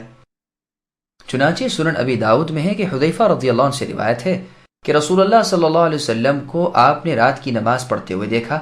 آپ نے یہ دعا پڑھ کر پھر قراءت شروع کی، اللہ اکبر ذی الملکوت والجبروت والکبریاء والعظمت۔ پھر پوری سورہ بقرہ پڑھ کر رکوع کیا، اور رکوع میں بھی قریب قریب اتنی ہی دیر ٹھہرے رہے، اور سبحان ربی العظیم پڑھتے رہے۔ پھر اپنا سر رکوع سے اٹھایا اور تقریباً اتنی ہی دیر کھڑے رہے، اور لربی الحمد پڑھتے رہے۔ پھر سجدے میں گئے، وہ بھی تقریباً قیام کے برابر تھا، اور سجدے میں رسول اللہ صلی اللہ علیہ وسلم سبحان ربی الاعلیٰ پڑھتے رہے۔ پھر سجدے سے سر اٹھایا۔ آپ کی عادت مبارکہ تھی کہ دونوں سجدوں کے درمیان بھی اتنی دیر بیٹھے رہتے تھے جتنی دیر سجدوں میں لگاتے تھے، اور رب اغفر لی پڑھتے رہے۔ 4 رکعتیں آپ نے ادا کی، سورہ بقرہ، سورہ آل عمران، سورہ نساء، سورہ مائدہ کی تلاوت کی۔ شعبہ رحمہ اللہ کو شک ہے کہ سورہ مائدہ کہا یا سورہ انعام۔